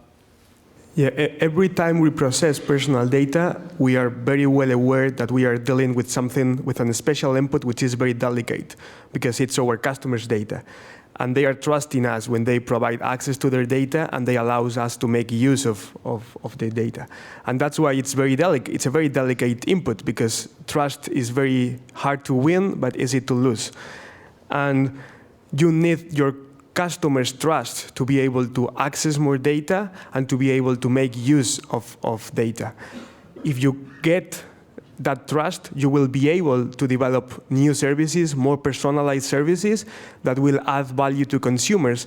And when consumers perceive that they are receiving value added, at the same time that their data is kept safely, they will trust you more and will keep facilitating access to data and providing consent for you to make use of data. So we think there is like a circle of trust in the use of data. And this is not just about protecting data, it's not just about complying with regulations. We, of course, comply with data protection rules in all the countries where we operate, and those are slightly different in some cases and more different in others. But we think protecting data, making an ethical use of data is a strategic issue for companies in the digital economy because we need to preserve and to gain consumers' trust. And of course, we all know of some companies that they are accumulating huge amounts of data and they rank very low in trust. But I think that's due to other reasons, lack of consumer choice, etc., and that cannot be the way forward. So trust is key. Thank you. And Susanna. Well, it's actually grounded in our culture, very much so. And it comes across through our mission, which is we want to empower every person on the planet to achieve more. We can't operate without human beings. Every business, I would say, is in the people business. And trust comes along every time when we discuss with the customers. It's really important, whether it's a data related or another related for the technology. So human-centric, I would say it's a cross-globe theme that comes into discussions a lot. Thank you. Thank you. Thank you very much. Clara, I can't but ask you the next question. Tell us how easy is it to actually standardize a very abstract thing such as ethics? Thank you. It's a question that, of course, is very pertinent. Actually, I think it is quite misleading because we are not standardizing the ethics, if you want, so we cannot standardize certain values. The way that you can standardize is basically how you treat the values. So it's about the standardization, for instance, how to take ethics into account in the design process is about involving the stakeholders, the users, but also the indirect users, people who are going to be affected by a system, of what their values are.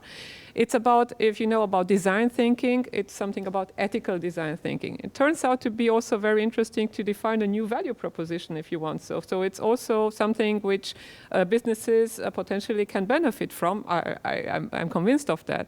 And it's also about then how to document it. Why is it important to document? It's about this information. If you know what kind of values went into a product and a system, you also know how to, let's say, mitigate if there is something different in another region or in another technical field. Thank you. Susanna, very, very briefly, as a service provider, you and other service providers like Microsoft talk a lot about the benefits of cloud infrastructure. Can you explain what is the superior competence that clouds can provide, and how should the EU build its own competitiveness to benefit from that? Well, I'd like to use another Finnish example again, if you may. I recently met a customer called Outokumpu, and they're actually digitalizing their Tornio factory and becoming a manufacturing leader in the digital economy. And one of the key for that is data. And when they've been starting to use the different analytics tools, they can actually see what's going on in their factory, and they can actually even improve the outcomes of that work. And that brings efficiencies in multiple percentages, and that's innovation itself. That's a basic example that the companies can do also in Europe, across the globe. And that's something we need to enable for the European companies to continue to do. Thank you. Pablo, as a representative of the financial sector, how does the data sharing affect your competitiveness in your own market after the PSD2 regulation? Very briefly. Yes, so first of all, the Payment Services Directive allows consumers to move their data between banks and with third parties. And to make this a reality, banks have developed APIs that allow this data transmission between entities.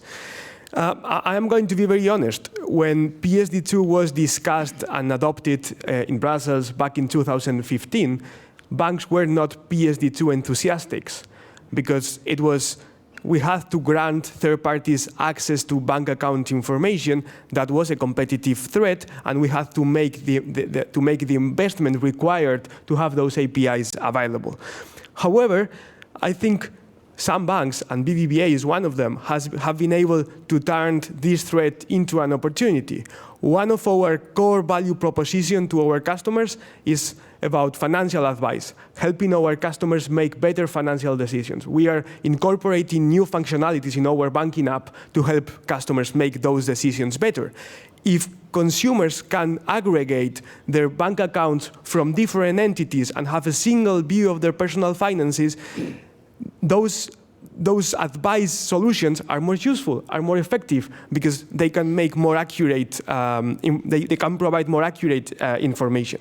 So we think there is value for all, and that's why we think that this same rationale can be applied to all sectors of the economy, because there is also value in aggregating data from different sectors and having a more comprehensive view of consumers. Thank you. Finally, Dirk, from your perspective, how difficult or how easy is it to do international data policy?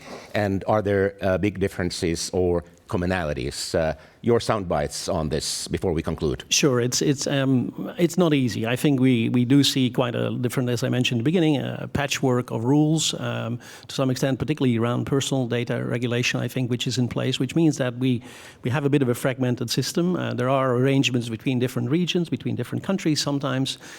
Still a lot more to be done. I think we are, however, also in a little bit in a reality where at the moment multilateral agreements are very difficult to achieve. So I think more probably can be done between regions. I think, for instance, perhaps for Europe, there may be opportunities to do more with Latin America, do more with Africa, to sort of also go into those types of directions. So a lot more to be done. I think in terms of principles, we do sometimes see interesting agreements. We had, for instance, the AI principles at the OECD that were accepted by a number of Latin American countries, which basically shows there is interest also beyond Europe to accept a number of the things that are happening, perhaps in a more European context as well. So some scope for more to be done.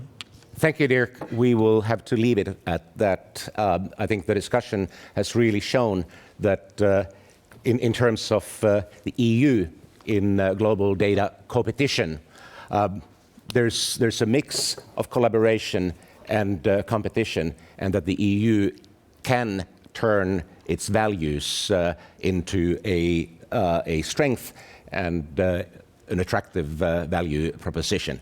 Now, let me please join me in a round of applause to our panelists. Thank you.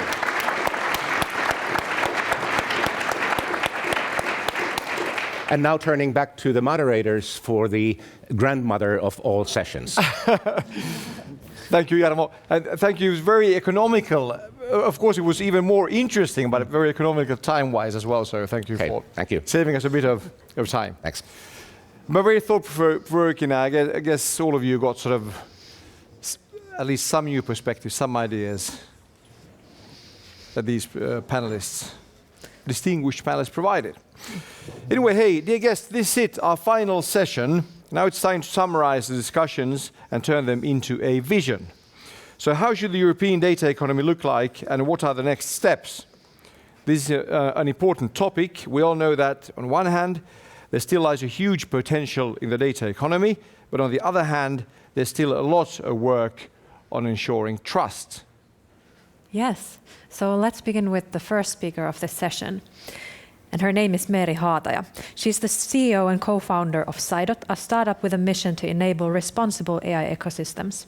She's an advocate of responsible and human-centric AI, and she has worked on issues in Finland, in the US, and also in the international context through IEEE as the chair of an initiative by them for the creation of AI ethics certificates in the AI ethics certification program for autonomous and intelligent systems.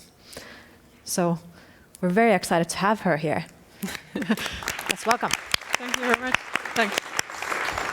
Thank you. I'm very excited to be here. Thank you very much for the opportunity to share from my experience on these topics. So I will mostly focus on, and it was actually a very good introduction because Clara already familiarized you with what IEEE is doing in this space. So let me try to summarize with three themes for today, what I've learned as my role in IEEE, but also through having collaborated quite extensively with the public sector and private sector players in the area of AI, taking into use new technologies, AI, as well as focusing the last couple of years on the AI governance part. Three topics. I think we have urgency for clarity in this space.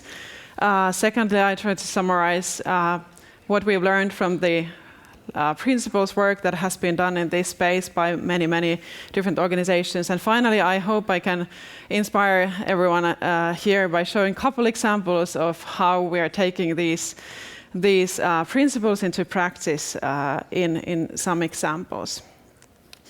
I will start by this slide, and please don't share it in Twitter because it can be understood like in a wrong manner.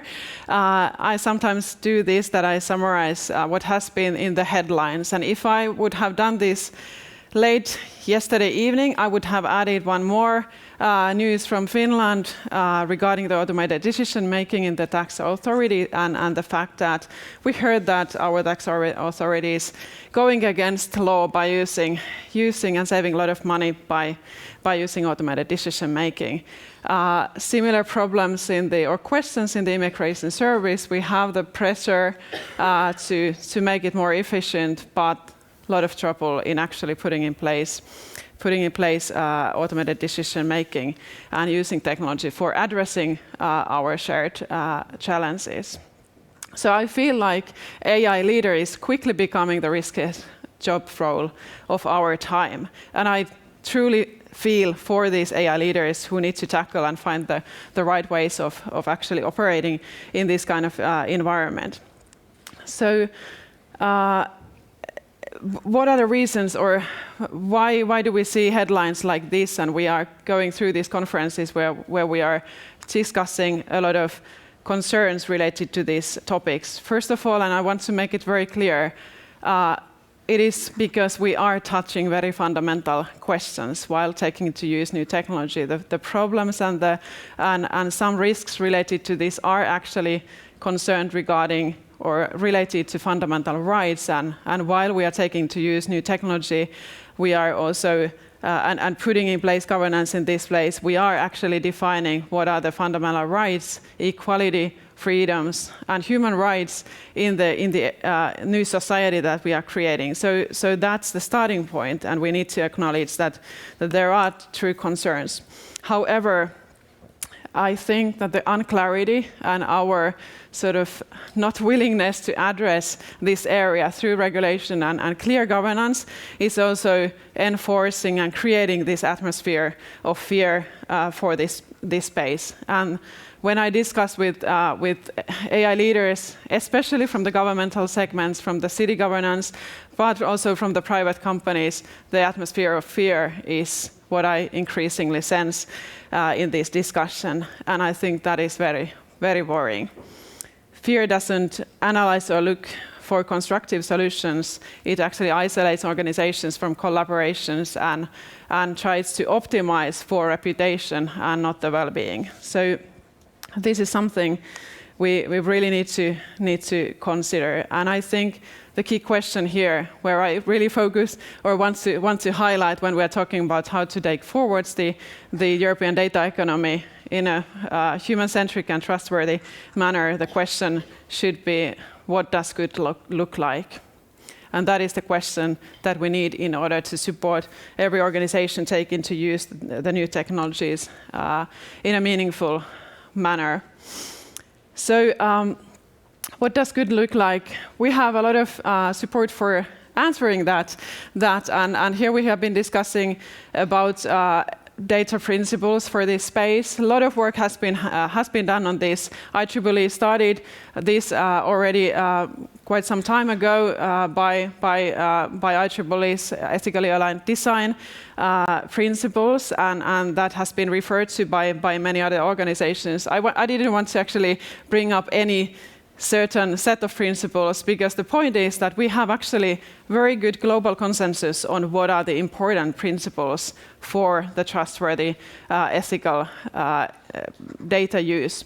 And those can be shown quite nice, or shown nicely by this Harvard University's summary of these different principles. I would like to bring up three of these as the most important ones. And first of all, human agency. Everything we do should be around thinking of actually promoting human and citizen agency and involving them in the economy that we are creating. Users should be able to make informed, autonomous decisions about AI systems. Then two principles that we are seeing in every single list of principles that are extremely important as well. Transparency. First of all, AI should be transparent regarding the data, but not only the data, also the logic, as well as the business models behind the system. Data scientists don't need explainability or transparency. It's primarily everyone else involved with these systems. So the people who we actually influence with these systems, who are the human operators, not technical people using these systems, and also the people governing or being accountable for these systems. And thirdly, accountability. Clear human responsibility and accountability for AI systems and their outcomes should be guaranteed. And this is a tricky one because it also needs to apply the whole ecosystem, not only one organization, but also the whole data supply chain, whole AI supply chain, who has been producing these systems. When we read these news, for example, related to automated decision-making systems and the troubles related to these, it comes down to our lacking the clear governance on the transparency and the accountability. So these are very critical ones to put in place. So let's move on to have a look at two examples how we are addressing these or putting these principles of human and citizen agency, transparency, as well as accountability in practice in a context of different players in the industry. First of all, this is something that I'm super excited, and I'm sharing it because I want to invite also other organizations, cities and governmental agencies from Europe or around these topics. And the question is everyone has is basically how to provide the right level of information openness in the context of governance use of AI. So what we've done here together with these players that you can see to largest cities from Finland and some government agencies, combining the legal, ethical, technical, and citizen perspectives, this consortium has created a shared model for AI transparency for the public sector. By this model, everyone can adapt the same structure of information, and citizens in future should receive similar data from across all the different players to understand and get visibility in how the AI is being used by government agencies and cities. When I talk about this work that we have been doing, we are hearing that by doing this, we are actually democratizing AI. And that is, I think, best ever feedback on the work that has been done here, because isn't that exactly what we need in the European data economy? The second one is something, and by the way, the link to IEEE is that we are actually looking at the moment how we could standardize this so that this city AI transparency could be a model, standardized model that would be available for anyone globally, not only in Europe, but globally going forward. The other one, and if you look at this screen, there is this tick box on the audits and certifications, and that is basically acknowledging the need for high-risk applications, need for external third-party auditing and oversight on how the systems are done. And this is really inspiring work that we have been now doing, working over 1 year with IEEE. It actually started us having a discussion with IEEE leadership here in Finland at the My Data conference, and sharing our views on where the industry is, and basically the need by organizations to find ways for communicating on their trustworthiness on the use of AI. And we saw that actually it seems that on a global scale we are addressing similar kinds of challenges by different organizations, and this is the time to actually start an initiative by IEEE global organization with existing trust to define what is the best practice way of working and processes around these topics of transparency, accountability, and reduction of algorithmic bias. So today, after 1 year, we are in a situation that the certifications, the criteria for how to meet the certifications criteria, and then the evidence that is required from organizations have been pretty much defined for these cross-industry approaches, and we are ready to start going towards piloting these on the first half of next year. With wider group of organizations. But what we have learned in this process is that the work is definitely not ready. So we need to go deeper into specific industries and address the questions that are rising from different industry contexts. So this is also my invitation. If you are representing health industry or financial services, these are like no-brainer industries where we need to put more focus on, or any other industry where high-stake decisions are or will be done by AI. This is an invitation for you to take part in the work that we will be starting early next year on going towards defining industry-specific certifications for transparency, accountability, and algorithmic bias.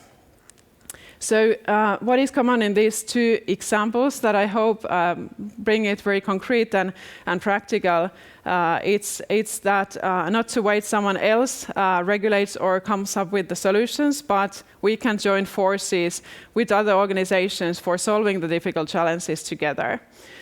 These are also focused on solving or putting the principles that are important for us in taking forward the responsible data economy through very practical applications, and that's what fascinates me personally. Also, it is both of these are of processes of collaborative learning, so there are no right single answers on this space. We need to work together, going to a very concrete level in order to learn more and learn smart ways of governing these technologies. So what is my key message for today? I guess I have already used my time. First of all, we need to quickly clarify what does good look like in this space. And as an example, we have the automated decision-making cases that are at the moment are basically hindered by the unclarity that we have in this space. Also, I think successful policies for future data economy in Europe must be obsessed about making our citizens feel safe and home in the new data economy. These policies make human agency, transparency, and clear accountabilities priority. And finally, successful policies should be measured in the adaptation of them beyond our own circles. So that way we are building on our strength, collaboration, and solving these big challenges once for everyone, and taking way forward human-centric and trustworthy data economy in Europe, but not only in Europe, we are influencing globally. Thank you very much.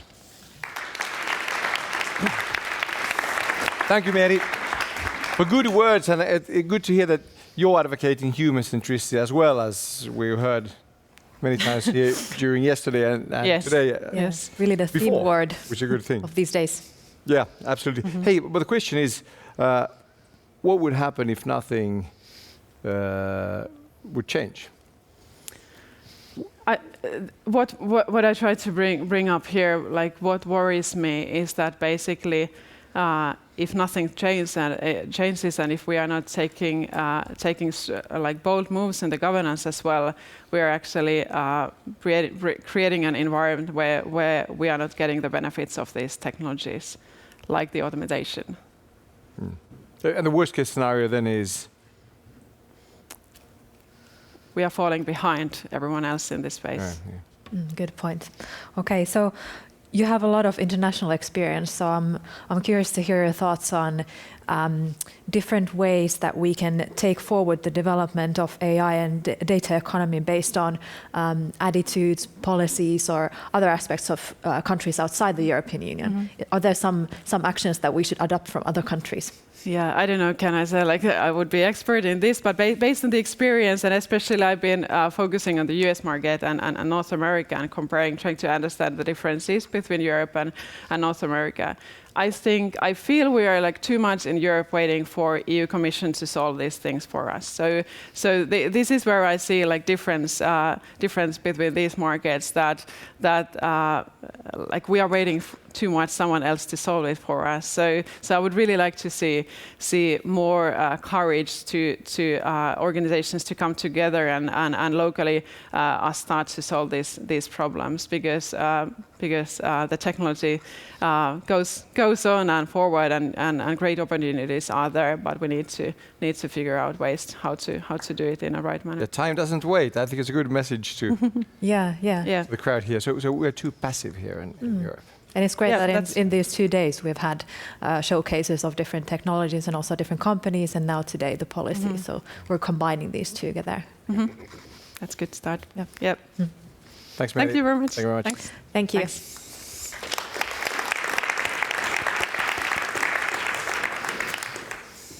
I think we all agree that good policymaking necessitates having a thorough understanding of the current situation of the world.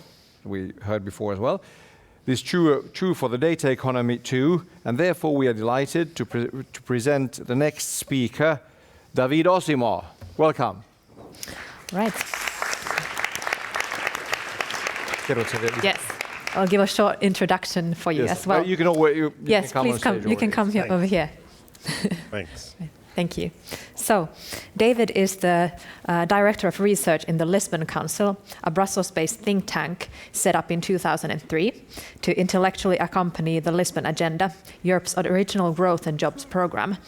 He coordinates the research activity on issues such as the data economy, digital government, startups, and scale-up policy. Do you agree?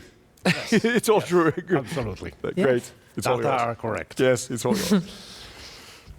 Thanks a lot for inviting me. It's great to attend this conference, and in particular it has been great to listen to the speaker and see a consensus emerging on what is the human-centric data economy. I think it's very clear that despite having many speakers saying different things, different perspectives, we have a unified themes here. And the unified themes is what we heard yesterday from Julian Ranger. You remember this quadrant. He had a quadrant where we need to maximize, on one axis, maximize reuse, and on the other, to maximize user control. And this is where we want to get. This is what a human-centric economy looks like. But the question is, how do we get there? And it's not easy. I mean, we have the building blocks. We have a great starting point. We have asserted the values. We have GDPR. This is a necessary first step, but it's not sufficient. What we see today, we don't have any evidence about the impact of GDPR. The partial evidence that we have is not great about the shape of the data economy.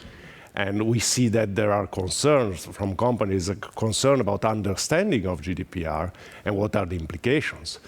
The GDPR provides a fundamental opportunity to put users at the center. Now, we have also seen this at this conference. We have had great concepts, great ideas and consensus. We have had great initiative. We have DigiMe, iShare, people who are already implementing and making it a reality to combine user control with innovation. What we haven't heard a lot is about adoption metrics. We haven't heard about a lot of data points, how many people are using it.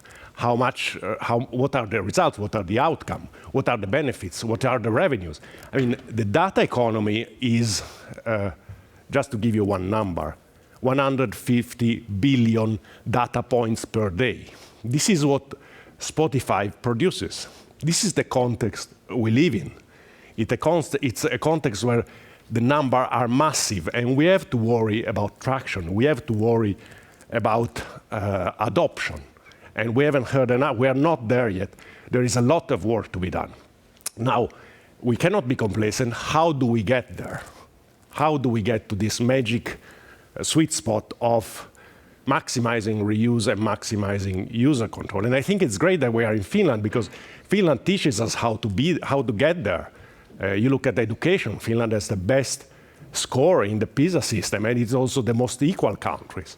So Finland shows us the way. There is a possibility to balance and to achieve both goals. But how do we get there? Well, you know, how do I pond this? That way? Yes.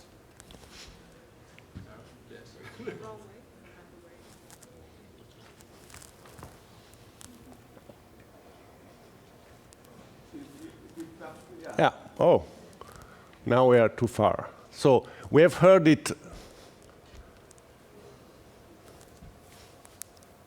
We have heard it before from the OECD.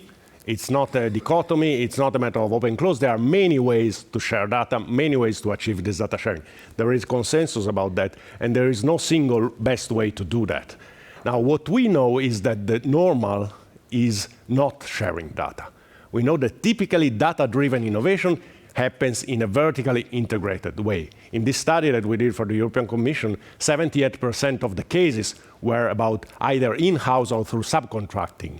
And even if there was data sharing, the single most used way to actually acquire data when there is a company who has a large quantity of data, the single best way is acquiring the company itself. So data sharing is not the norm. But we have a lot of experimentation. We have a lot of action going on. We have heard about it yesterday, and there are plenty of, in sector as different as pharmaceutical. Yoda is a platform to share clinical trials. We have many different ways to share data, and we actually did this study for Teosto, for a music rights management organization here in Finland, looking at what can we learn, and it's surprising how much we can learn in the music industry from, for instance, the pharmaceutical industry, which, by the way, is one of the most IP-intensive industries in the world. Still, it is leading in terms of data, build these data commons and data space. So there is a lot going on, and there is a lot that we can do by learning from different sectors. Now, one way is building this kind of data spaces and data commons. The other way is using, and we have heard a lot about this, using the data portability provision in GDPR and in PSD2. Now, this is the traditional data economy model, maximizing reuse over control. If you consider the two axes of reuse over control, here the individual gives data and consent to the service provider, and the service provider somehow shares the data without the control of the individual. What the My Data movement proposes, what we have heard a lot about, placing the individual at the center, and we have seen it in many charts, so that the individual gives the data and gives the consent to the service provider and then moves to another and gives the same data to the data reuser. And this is a great perspective, and we have seen some great implementation, but the question is, does it scale? Can we achieve these 150 billion numbers through these ways? We think this is one way that can work in some context, but it's still, there are silos, there are friction in the system. And that's the work we did with Citra earlier this year. How do we build a system how do we develop a system that is frictionless? Or at least that reduces the friction. And the idea is basically to unbundle data and consent so that consent can flow from one service provider to another. This is also what happens in a way with the PSD2 directive, where basically the users gives the data and the consent to a service provider, but also give a consent in this case to payment providers to access the data from the bank, as we've heard today. And this kind of flows where basically there is no silos, there is no single hub, is the proposal that we came up together with Citra earlier this year, and this is already happening. We have heard about this yesterday with iShare. Citra has a stand here with this IHAN product, so there is a lot of experimentation going on in this, and there is a need, as we heard yesterday with the iShare presentation, to achieve critical mass, to gain traction. Now, this is very good, because what we want to achieve, the ideal state, is a virtuous cycle. A virtuous cycle where service provider ensure data portability, which is effective data portability. By the way, the GDPR provision on data portability do not solve the problem. They are beginning of a process, but they are quite light, so this is why we need things like PSD2. So we have high portability, we have new data-driven services that build on this portability. Just think about the fintech sector.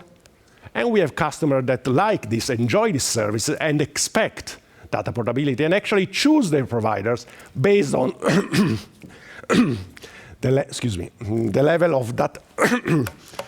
Excuse me.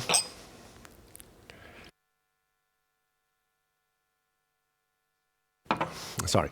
Based on the level of data portability that they ensure. Now, this is not the reality of today. The reality of today is a reality where customers are not yet aware of data portability, certainly do not.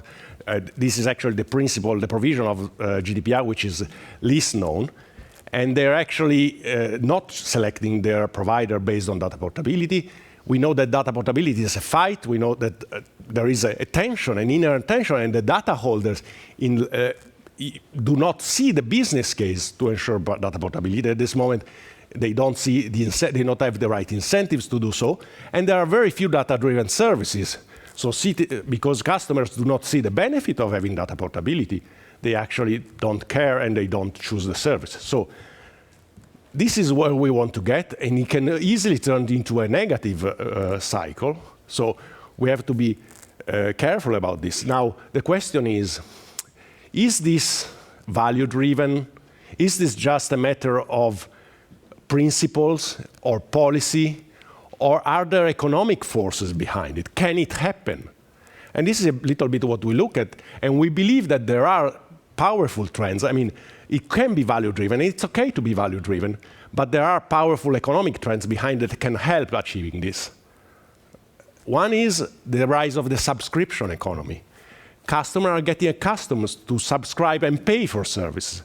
Advertising is no longer the only game in town. This is the music industry, as you see, going back into income growth because of the subscription service. But it's not only happening in the music industry, it's happening with food, it's happening with many other services. There is the subscription economy is interesting because it establishes a trusted data relationship with the provider and the user.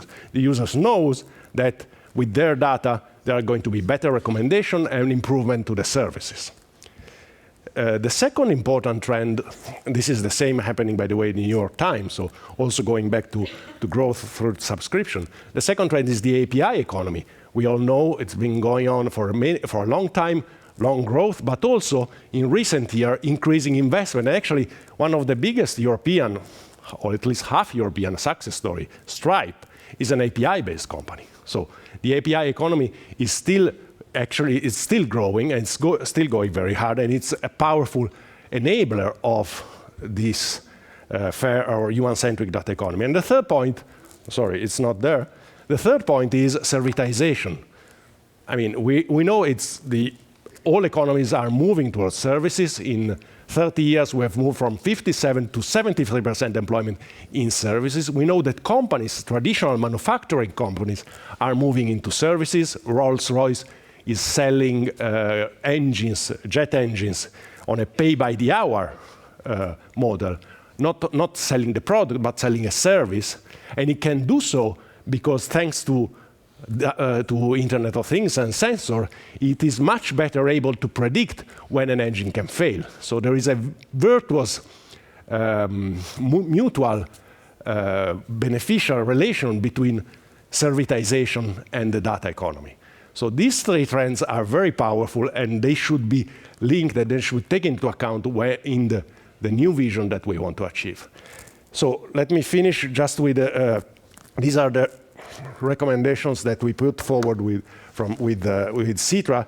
The focus is very much on clarification and implementation of GDPR, understanding what is going on and how it can be implemented, also from the point of view of citizens, more experiment and more scaling up of these experiments, understanding the business model, especially on the side of the data holders. We need better clarification and better incentives for data holders to take part in this. We need to still continue working on scale-up framework conditions. I mean, the situation is not related to the data economy, but to the overall scale-up movement. There is a lot of need to basically create the framework conditions that are more favorable to European scale-ups. And last but not least, we need government to take a lead as a service provider. We need to better use more and better data for improving the services. And I think the Finnish example of Kanta is a very useful example in this sense. So that's all. Thank you very much. Thank you very much. Thanks. I hope I pronounced your name right, because actually it sounds very Finnish. Osimo. It's good to be sort of Ilves and Osimo. It sounds I'm used to being called. You heard that before. Yeah. Hey, the interesting question, of course, here is, what do we don't yet know about the data economy? Where should we put the emphasis now? What's the most important thing to sort of research more? Well, first we need to expect always in this kind of conference, in a future conference, data about adoption, data about traction. This is a key expectation that we should have from these conferences. And we don't know yet. One of the things that for me it's very, very important is understanding better the incentives for those who have data to share data, because at the moment data are very difficult to monetize. There is no market, and it's very difficult to understand how can a system of incentive be designed. Now, my view is that at the moment, what could be a very powerful incentive is customer expectations. This is where we should work, and I think PSD2 can be really the pioneering area where customers start to learn that data portability matters and it's useful. Thank you, David. A big round of applause. Thank you. Once more. Thanks. Bye. Right. So in many ways, companies are the driving force of the European data economy. Data policy aims to make a better life for all of us, but not only that, to foster the innovativeness and competitiveness of companies. Yes. Of course, we can't think of a better person to share the company's point of view than, and now as a Swedish-speaking Finn, I have to practice my Danish pronunciation. Cecilia Bonefeld-Dahl. Yes, was good. Mange godt. Yeah. Director General of Digital Europe, the leading digital technology industry association, representing over 35,000 digital companies in Europe. Yeah, she has deep insight into the digitalization of business and society and the data-driven economy, and is regularly invited to give keynote speeches around the world in high-level events across the world. So, Let's welcome her, Miss Bonefeld-Dahl. Yes. Thank you. It's all yours. Thank you. Thank you. Thank you. Thank you. So I think I was introduced, and no need for further introduction. My name is Cecilia Bonefeld-Dahl. I am the leader of an organization called Digital Europe. We represent around 36,000 companies in Europe, all digital companies. I don't think you can have a more interesting job than I do. Why? Because basically when I started working in IBM, Oracle, built my own scale-up, an international scale-up, and been in this industry forever. Digital was something for nerds. Like it was like we went around saying digital isn't everything. It's going to change the world. Data is so interesting. You know, it's going to be a competitive parameter. And people said, yeah. You know, the white socks in the basement doing the coding, and it's not really about business. And I think this has fundamentally changed, but it has also changed the way that we discuss policy.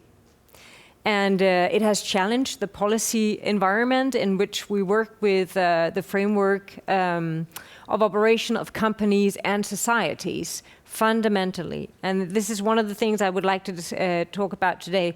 What does the data economy actually do for policy making, and how can we work with policy making in a different way to achieve the competitive advantage? So, well, you see all our members here. We have one chamber with very big companies, international companies, and we have one chamber with 40 associations here in Finland. The organization is called TIF, and TIF, of course, being Finnish, is one of really the driver of the data economy and how to work with my data and data governance. So a big thank you to TIF for actually their contribution also in Digital Europe.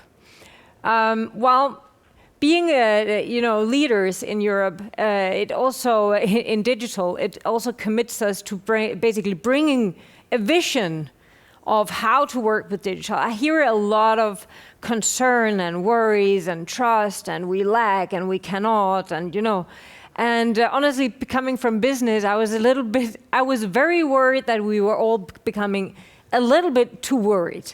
And we started discussing in the membership, but what is it really that we are trying to achieve? I mean, what do we want to do? I mean, these amazing things. I came with a different mindset of all the crazy, fantastic things we can do with data and that we can do with digitalization in a so diverse place as Europe. It must be the perfect sandbox for diverse, interesting digital development. So what is it really that we want? And we came up with this acronym, digital. Well, first of all, let's actually get a digital single market or a single market. Today, only 8% of our SMEs trade across border, so we still have a job to do. And should we actually then blame EU? Honestly, no. I think a lot have been done from the EU. They have acted within their competence. Maybe it's also time to ask the member states to really put more emphasis into the box of being Europe and less in being a country. But there's still, the fact is, there is still a lot to do in actually becoming one market. Inclusion, as you know, around, let me put the numbers here. As you know, we have very few women that are actually IT specialists, but we do have one of the best educated population in the world in Europe, big untapped potential. I don't want to read all of them out loud, but one thing I want to highlight is that around 50, 52, 54% of our workforce needs to be reskilled in the next 5 years. So honestly, 3 million immigrants to me is a minor problem compared to the problem of actually bringing on board our workforce. And I find that not a national problem, but a European problem that needs to be solved in collaboration between the European leaders ASAP. If we look at our world unicorns right now, actually including the UK, we have 11% of the world's unicorns. That's just not good enough. I mean, we're actually a very developed region, right? Very innovative. So how do we actually boost that? And if we take out the UK, hopefully not, knock on wood, I still have my bet that they stay. We actually only have 5 in Central Europe. So on that happy note, there's a lot of potential. So how can data serve society? Well, that's the question that we need to start answering also in policy. And how do we actually foster that environment? Well, we've done a lot of good things. Free flow of data. EU actually passed that, and it's made a huge difference. We can actually now have free movement of non-personal data. GDPR. I think everybody can agree that it was a timely initiative, a regulation that fundamentally changed the way that we speak about personal data. So we did a lot of good things, but okay, did it actually create what we wanted? Did it create like a booming sector of innovative companies in health that can help us solve one of the biggest societal challenges? Did it actually create better innovative education with a lot of digital skills using modern technology? So if my children in Denmark would like to have the best math teacher, they get a stream from Italy because they are the best math teachers, or are they still stuck with maybe a not that good math teacher in the village that we live? Well, I'm just saying there are so much untapped potential, and this is exactly what we need to figure out.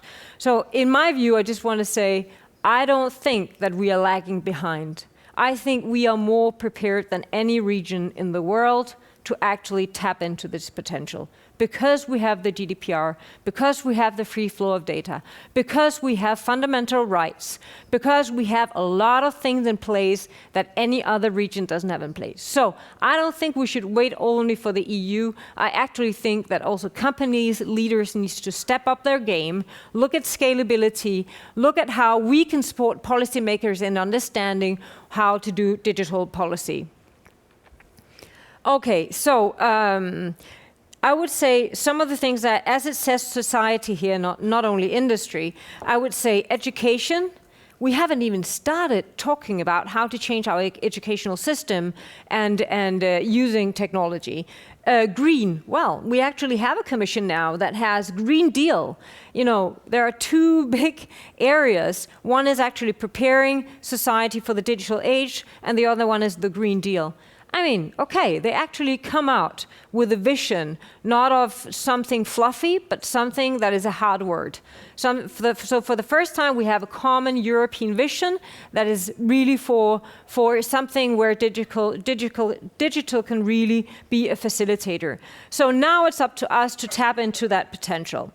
Let's look at the business case. Well, look at it a little bit like this. EU funding. If it was your money in your pocket, where would you put it? Would you put it in subsidies? Would you put it in digital scale-ups? Would you put it in the health data economy? I mean, if we look at the budget, let's try to really be ambitious on this one. That's a low-hanging fruit. Can we actually put money where the investment comes out? Digital companies grow 2.5 times faster than non-digital companies. I know where I would put my money, okay? So if we look at the potential, it is huge. And we need to put the money where our mouth is. If we look at, for example, the Digital Europe program, which is the first bucket of money in EU, which is actually deployment money. Okay, so there are 2 types of money. You put money to make things stay the same, or you put money in investment in something actually happening and grow. That if you are behind, we always say we're behind, you don't want to put all your money in something that happens in 30 years, right? You need to survive those 30 years. So deployment money is where you put them, that they have a short-term benefit, right? Short-term investment, which is maybe 2, 4, 5 years. If we put everything on excellent, we'll build a rocket doing something with AI in 30 years, but we need to actually change the drivers. So the Digital Europe program puts money on education or on artificial intelligence, things that are tangible now and here. 10 billion. We give 300 billions to subsidies to agriculture. I'm just saying, maybe it's time to put the money where our mouth is and actually support those initiatives that brings us into the digital age. So the business case is it speaks a bit for itself. Okay, unlocking the power of the data. Let's be a little bit more concrete. So what can be done? Again, as I said, I think we actually did a lot. I think it's actually time to look much more at unlocking the data and using some of the things that we already did. So a common data strategy, common data spaces on, for example, an area like health, on an area like, for example, manufacturing. So I think that we need to look into the enabler, not into more regulation, if you ask me. It would not be my first goal. And, regulation is not the only thing. Maybe we should start talking about governance. Maybe one other concrete things. For example, TIF has been working on specific contract clauses for business-to-business data sharing. Well, we can work with that. Common frameworks of actually how to impose even more trust in how we share our data. So let's look a little bit on trust. Well, first of all, I think you all heard about the Cybersecurity Act, or maybe the Paris Call. Again, a lot is done to actually enforce trust in the digital age and actually harmonize and standardize what, for example, things on cybersecurity, which is needed. And I'm not sure that people are not really trusting the data economy. I think that people feel relatively safe. And we have to be careful not to shoot ourselves in the leg by telling that everybody's scared of data. I don't think so. The older you get, the more you worry. But I really don't think that you see the younger generation being so scared. And I think they feel rather safe to be in Europe on this area. And so reinforcing the trust, for me, should go mainly through education. We have a youth population that has no idea how to code, that has no idea when they use their phone and a chat box comes up, how you actually code that, how it's done. They don't understand that at all, the technology around it. So first step should be, honestly, to make a strategy or a decision in the EU that it's mandatory to have coding classes in primary and secondary school. We would not be discussing trust if we knew how to actually participate in digital age. So there are other means than just regulating and alienating people and say, no, we will protect you as you don't understand anything. So I think we need to do both. And I think one, we have done pretty well. The other one, God damn it, we have some catching up to do. Okay, so this European way. What is this European way? Well, there's nothing like a good crisis, right? Did we want Brexit? Not really, right? It was a hiccup in history, but what it did create was a lot of attention on EU. We saw it in the elections, the rise of actually support to EU elections and voting for the EU elections. So it has created some European way, a European vision. So this is a once-in-a-lifetime chance, right? You get a bit of shake-up, you get the Brexit, you get a bit of and it's good. Right? You have a bit of a US, I don't know what to say about that. So, and you get that once in a lifetime. You get a warning, but you also get the energy flowing back. So now we need to find out, what is this European way? Well, for me, it's fair competition, but in an open economy. We should not copy either of our neighbors, but it is actually staying a bit focused and calm and say, maybe we are on the right path. And maybe we can actually have fair competition in an open economy. And one thing I would say, we have to be careful not saying, it's our values. Yes, but this is why we're discussing it. Everything I'm hearing, human-centric, ethical, I'm in the ethical AI group of the Commission myself. We don't have a lack of those discussions. Where we do lack discussions is how to create the real value.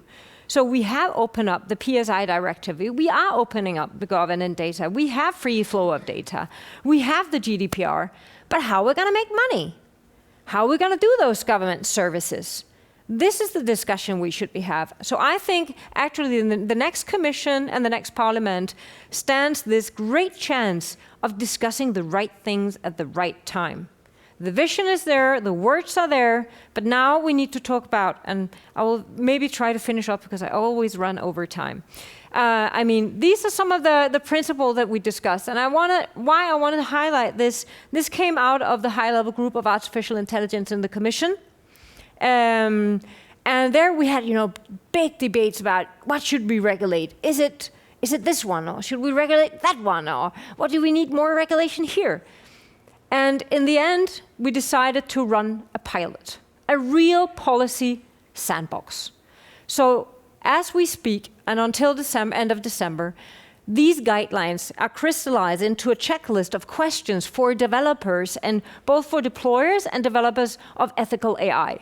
So companies and institutions around Europe are testing those, asking themselves as they develop and use AI, if they're actually using ethical AI. So am I biased? Are we biased? Is it as transparent?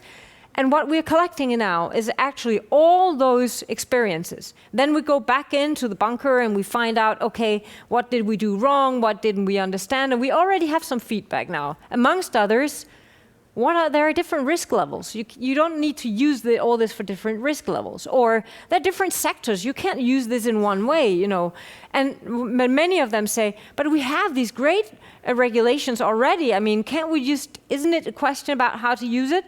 So for me, next time, this is real policymaking, because in that, when you are testing this, when you are asking yourself all these questions, what happens to us? What happens to our brains? We start getting interested in how we can do new stuff, right? How we can apply, how we can use. And the mental change of this is already happening before we regulate. Does it leave out that we need to regulate? No, but it actually creates innovative thinking in the process. And it wins the heart of the people who are going to use it into their businesses and in earning money and becoming competitive. So the next step for me in this phase, I'm not alone about taking the decision on the next step, but would be to actually take it down to member state level and ask them to test it with all their SMEs in their public sector. Try again, collect even further data, and in that mindset, create that competitive behavior of development of ethical AI. So what is it that we need? It's actually a different way of working with policymaking in a digital age where speed is accelerated. There is no chance in hell that anybody can follow with the ordinary regulatory processes and create competitive value at the same time in a world that is changing so fast. So I think in Europe, let me be a bit more happy and open on our behalf. We are very, very diverse. We have a lot of data with quality data. We have a very well-functioning regulatory environment. We have high trust society compared to many other places in the world. What we need to do now is to start to walk the talk, to have the right discussions, and basically apply much more sandboxing. Look at how we can open that potential and make it happen. And on that happy note, thank you very much. Hey, I think it was a great concluding speech under this theme. And as you said, very encouraging. But as I know everyone here agrees from yesterday and today, that exactly what you're saying, everything is in order, everything is right there. We just had to get the show sort of going. And that is perhaps our weak point, that we Europeans don't really seem to be as, go-getters. You said as much as, I think it was. And I think you really shook up our thoughts as well, and brought points of the business potential of different good development. Yeah, especially in terms of sustainability. And the question now is, the best digital talents and the best companies, how do we get them? How do we do it? I'm not sure we don't already have a lot of digital talent. I mean, of course, on the educational agenda, as I said, there is a huge task to actually reform our educational system and to have a common European strategy and framework on digital education. So I would say we have some stuff to do with actually fostering our own talents. And the next one is, of course, how do we actually create, an environment where the scale-ups are not being bought before they even scale up. So we can actually have some companies also fostered out of these ecosystems. And there, I mean, it's a longer answer, but I think the first is that we need to stay agile, open, have even more cross-border trade, and continue what we're doing. And definitely one of the things, as I said, low-hanging fruit is the EU budget, right? That actually have an honest discussion on what are we spending our money at. But the thing is, you see these, I mean, with all these things as such in order, all the good things we have here, but you see, the Ubers and the Googles and the Amazons, do you see them,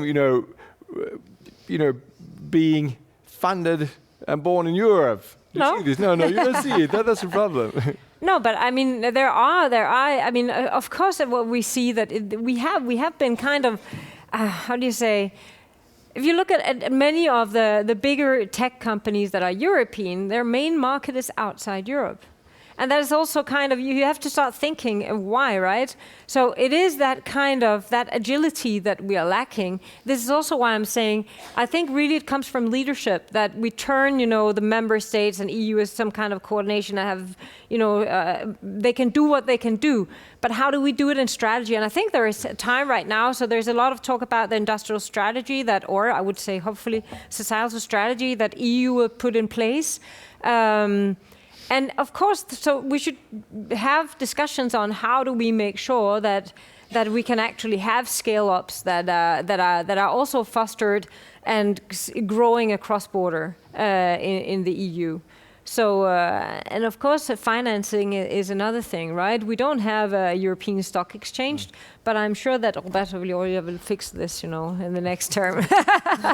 We'll have him soon on stage, so we'll hear about that, perhaps. Yeah. Yeah, it's good to have you both here. All right. Absolutely.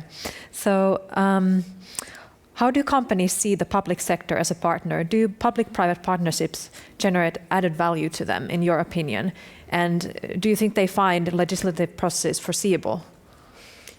I mean, I can answer on two things. So private-public partnership and investment, I don't think any investment should be done without a private involvement, because that's where you really have kind of very tangible coming into products and services and so on. So I think that is definitely a model that works, and we should build even more on. And what I was really saying just before is now we need to find out how to also put it into the regulatory governance process, as we have had like really silo, here are the regulators and here are the public sector, and the regulators are controlling the bad public sector. And I think that is really where we have a European model that can work even further and really enhance growth if we can find out how to work with policy making in a much more agile where private sector is much more involved, and where you test the ideas. Because GDPR, okay, if we look at GDPR, we all agree it's a good regulation, it was timely, there are problems, interpretation, blah, blah, blah, but we don't question why that's good. Did it create a competitive advantage? Nah. I mean, I don't buy that one. I don't buy that. Does it put us, does it support our values? Yes. Does it give us value? The SMEs were growing like crazy? No, it didn't. And could we have done this? This is also why I'm saying for artificial intelligence, can we do it in a different way? I mean, can we actually change the mindset and create innovative thinking without, waiting until and then putting something on the companies? And I believe we can. I know that it really demands trust between private and public sector. But I mean, if we can't do it here, I don't know where we can. Yeah. And it's interesting to think how to use those as tools to create that connection as well between them. How do we use AI? How do we use data to create that connection between the public and the companies? Exactly. Hey, a good thing was I saw a tweet saying, or a message there on the screen saying that I would like to tweet stuff that Cecilia just said, but the problem is I would like to tweet everything she said. It was really not enough for 140, signs or whatever. What do you call them? Hey, thank you very much. Great Thank you stuff. so much. Thank you.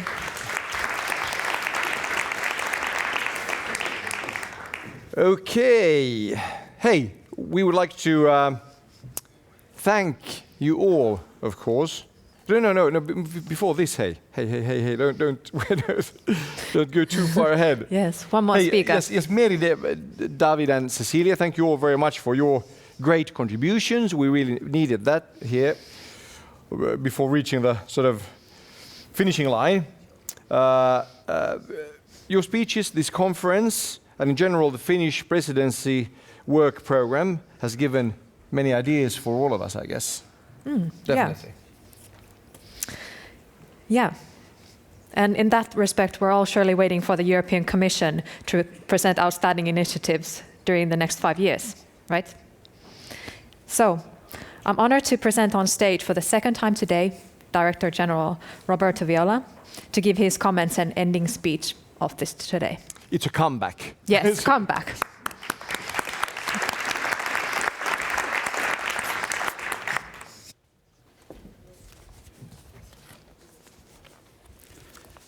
Thanks very much, and bear with me to suffer me on stage for the second time. I will not be long. First of all, I have to thank all the speakers for the inspiring talks, the good ideas. And I think what I learned myself is that we are ready. I think we are ready for having Europe as a powerhouse for data. Now, I cannot agree more with Cecilia. I think when they give me the gold medal of regulator around the world, I'm happy, but I don't think this is our mission. I mean, to win the world championship or regulation. It's an important task, though. I mean, to tell the rest of the world how to do things. Take the internet. I mean, there are people going around with the ideas. We should convince people to do things better. Here in Europe, we have net neutrality, we have openness, we have competition in networks. We have everything that makes the internet open and accessible to all citizens. The same on data protection, the same on free flow of data. So the first conclusion is that the data of the world should be in Europe. We should invite people to store data in Europe. Today, only 8% of data, more or less, are stored in Europe. The rest is not stored in Europe. Guess where this majority of data stored. I think Europe is the best place to host data. And of course, this does not simply come with rules. It comes with an ecosystem of companies and investments in data infrastructure in Europe. And that's why, beside principles, beside rules, it's very important to continue to invest in the digital economy. We have not, and I repeat it, we have not proposed to spend 300 billion of the next budget in digital and 10 billion in agriculture.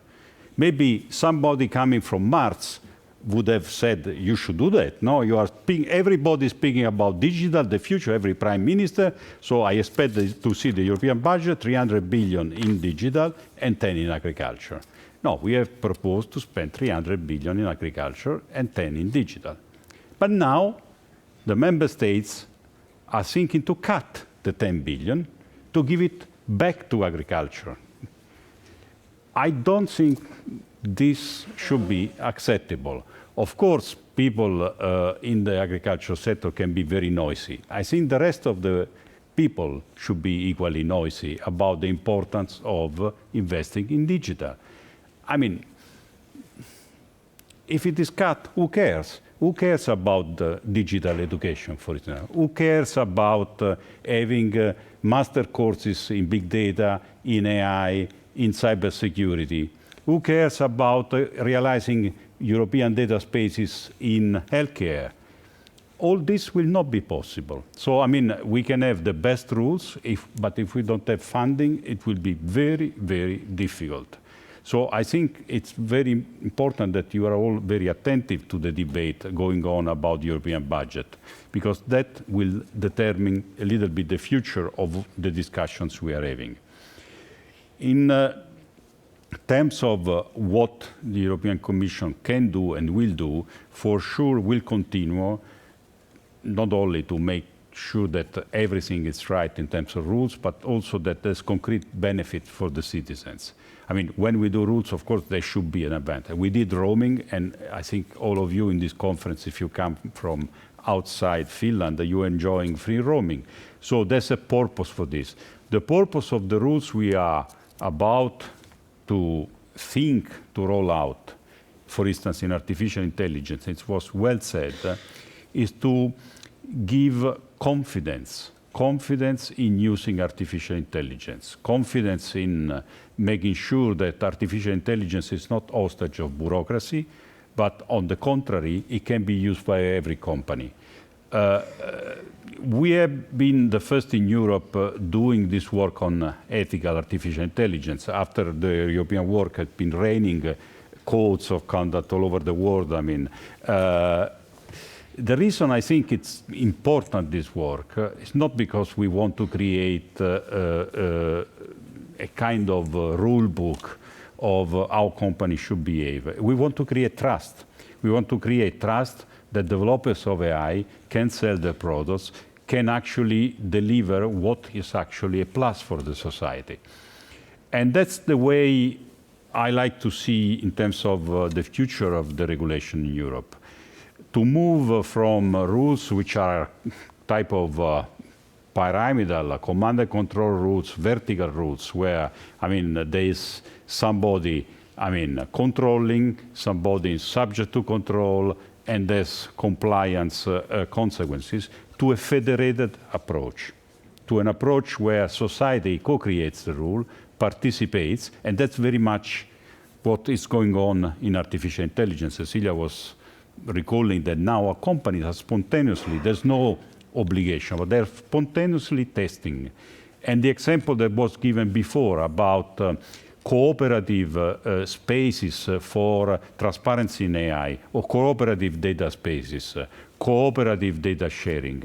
I think all of this, it's a new way of creating a new governance structure when it comes to public policy. Of course, there must be a little bit of organization also to justify my salary, but that's, we, I think, should be much more facilitators than regulators, because it is too complex, I mean, to say 1 + 1 makes 2. I mean, it might make 2 with a certain probability, but can be also 1.5. That's also in quantum computing like this, by the way. So that's the most important challenge in creating the data economy, that we have to change the way we do rules. So what I learned personally, I hope for you has been the same in this conference, that first of all, we all believe in the data economy, and we have to thank again the Finnish presidency for believing in it and taking this initiative. Secondly, if we believe in it, we have to invest in it. Public and private investment. Number 3, we have to create the right rules, the right environment, but this is very much a federated effort. I mean, an effort where in co-creation mode, all of you can really help and should help. Thank you very much.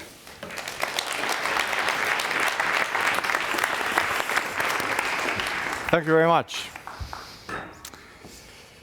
Hey, now we'd like to thank you all for attending the Data Economy Conference during Finland's presidency of the Council of the European Union. I think it's been a great 2 days. Yeah, really, I mean, this. I learned a lot, and I felt like it can be really applied to so many different areas. Like, for example, I'm an architect, but I got so many thoughts of how this is going to affect even the built environment. Yeah, and I'm sort of, journalist, media, something, blah, blah, blah. But anyway, I think we both come from sort of outside this field, but I guess we got a lot of, even sort of in a pedagogical way, a lot of new information. I think we're talking about hugely interesting and important stuff here as well. I got a new perspective at least. Yeah. Hey, anyway, great 2 days. We hope to see the Helsinki spirit, of course, follow you, and when the data economy takes the next concrete steps, hopefully, towards a human-centric, thriving and balanced data economy. Yeah. And just a final thought from me.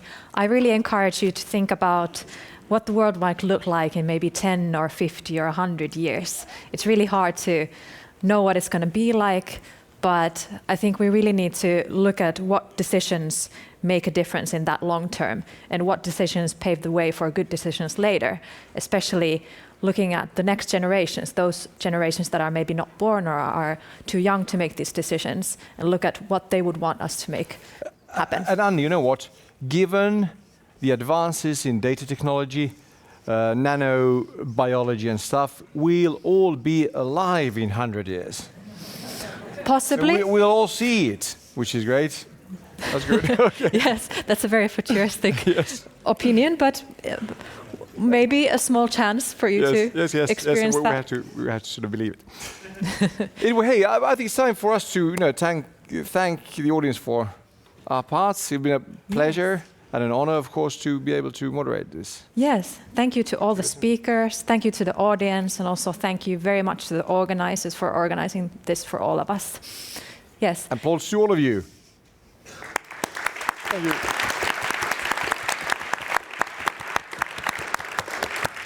So now we have a buffet lunch, and please connect with each other and think about what we need to do. Yes, bye-bye.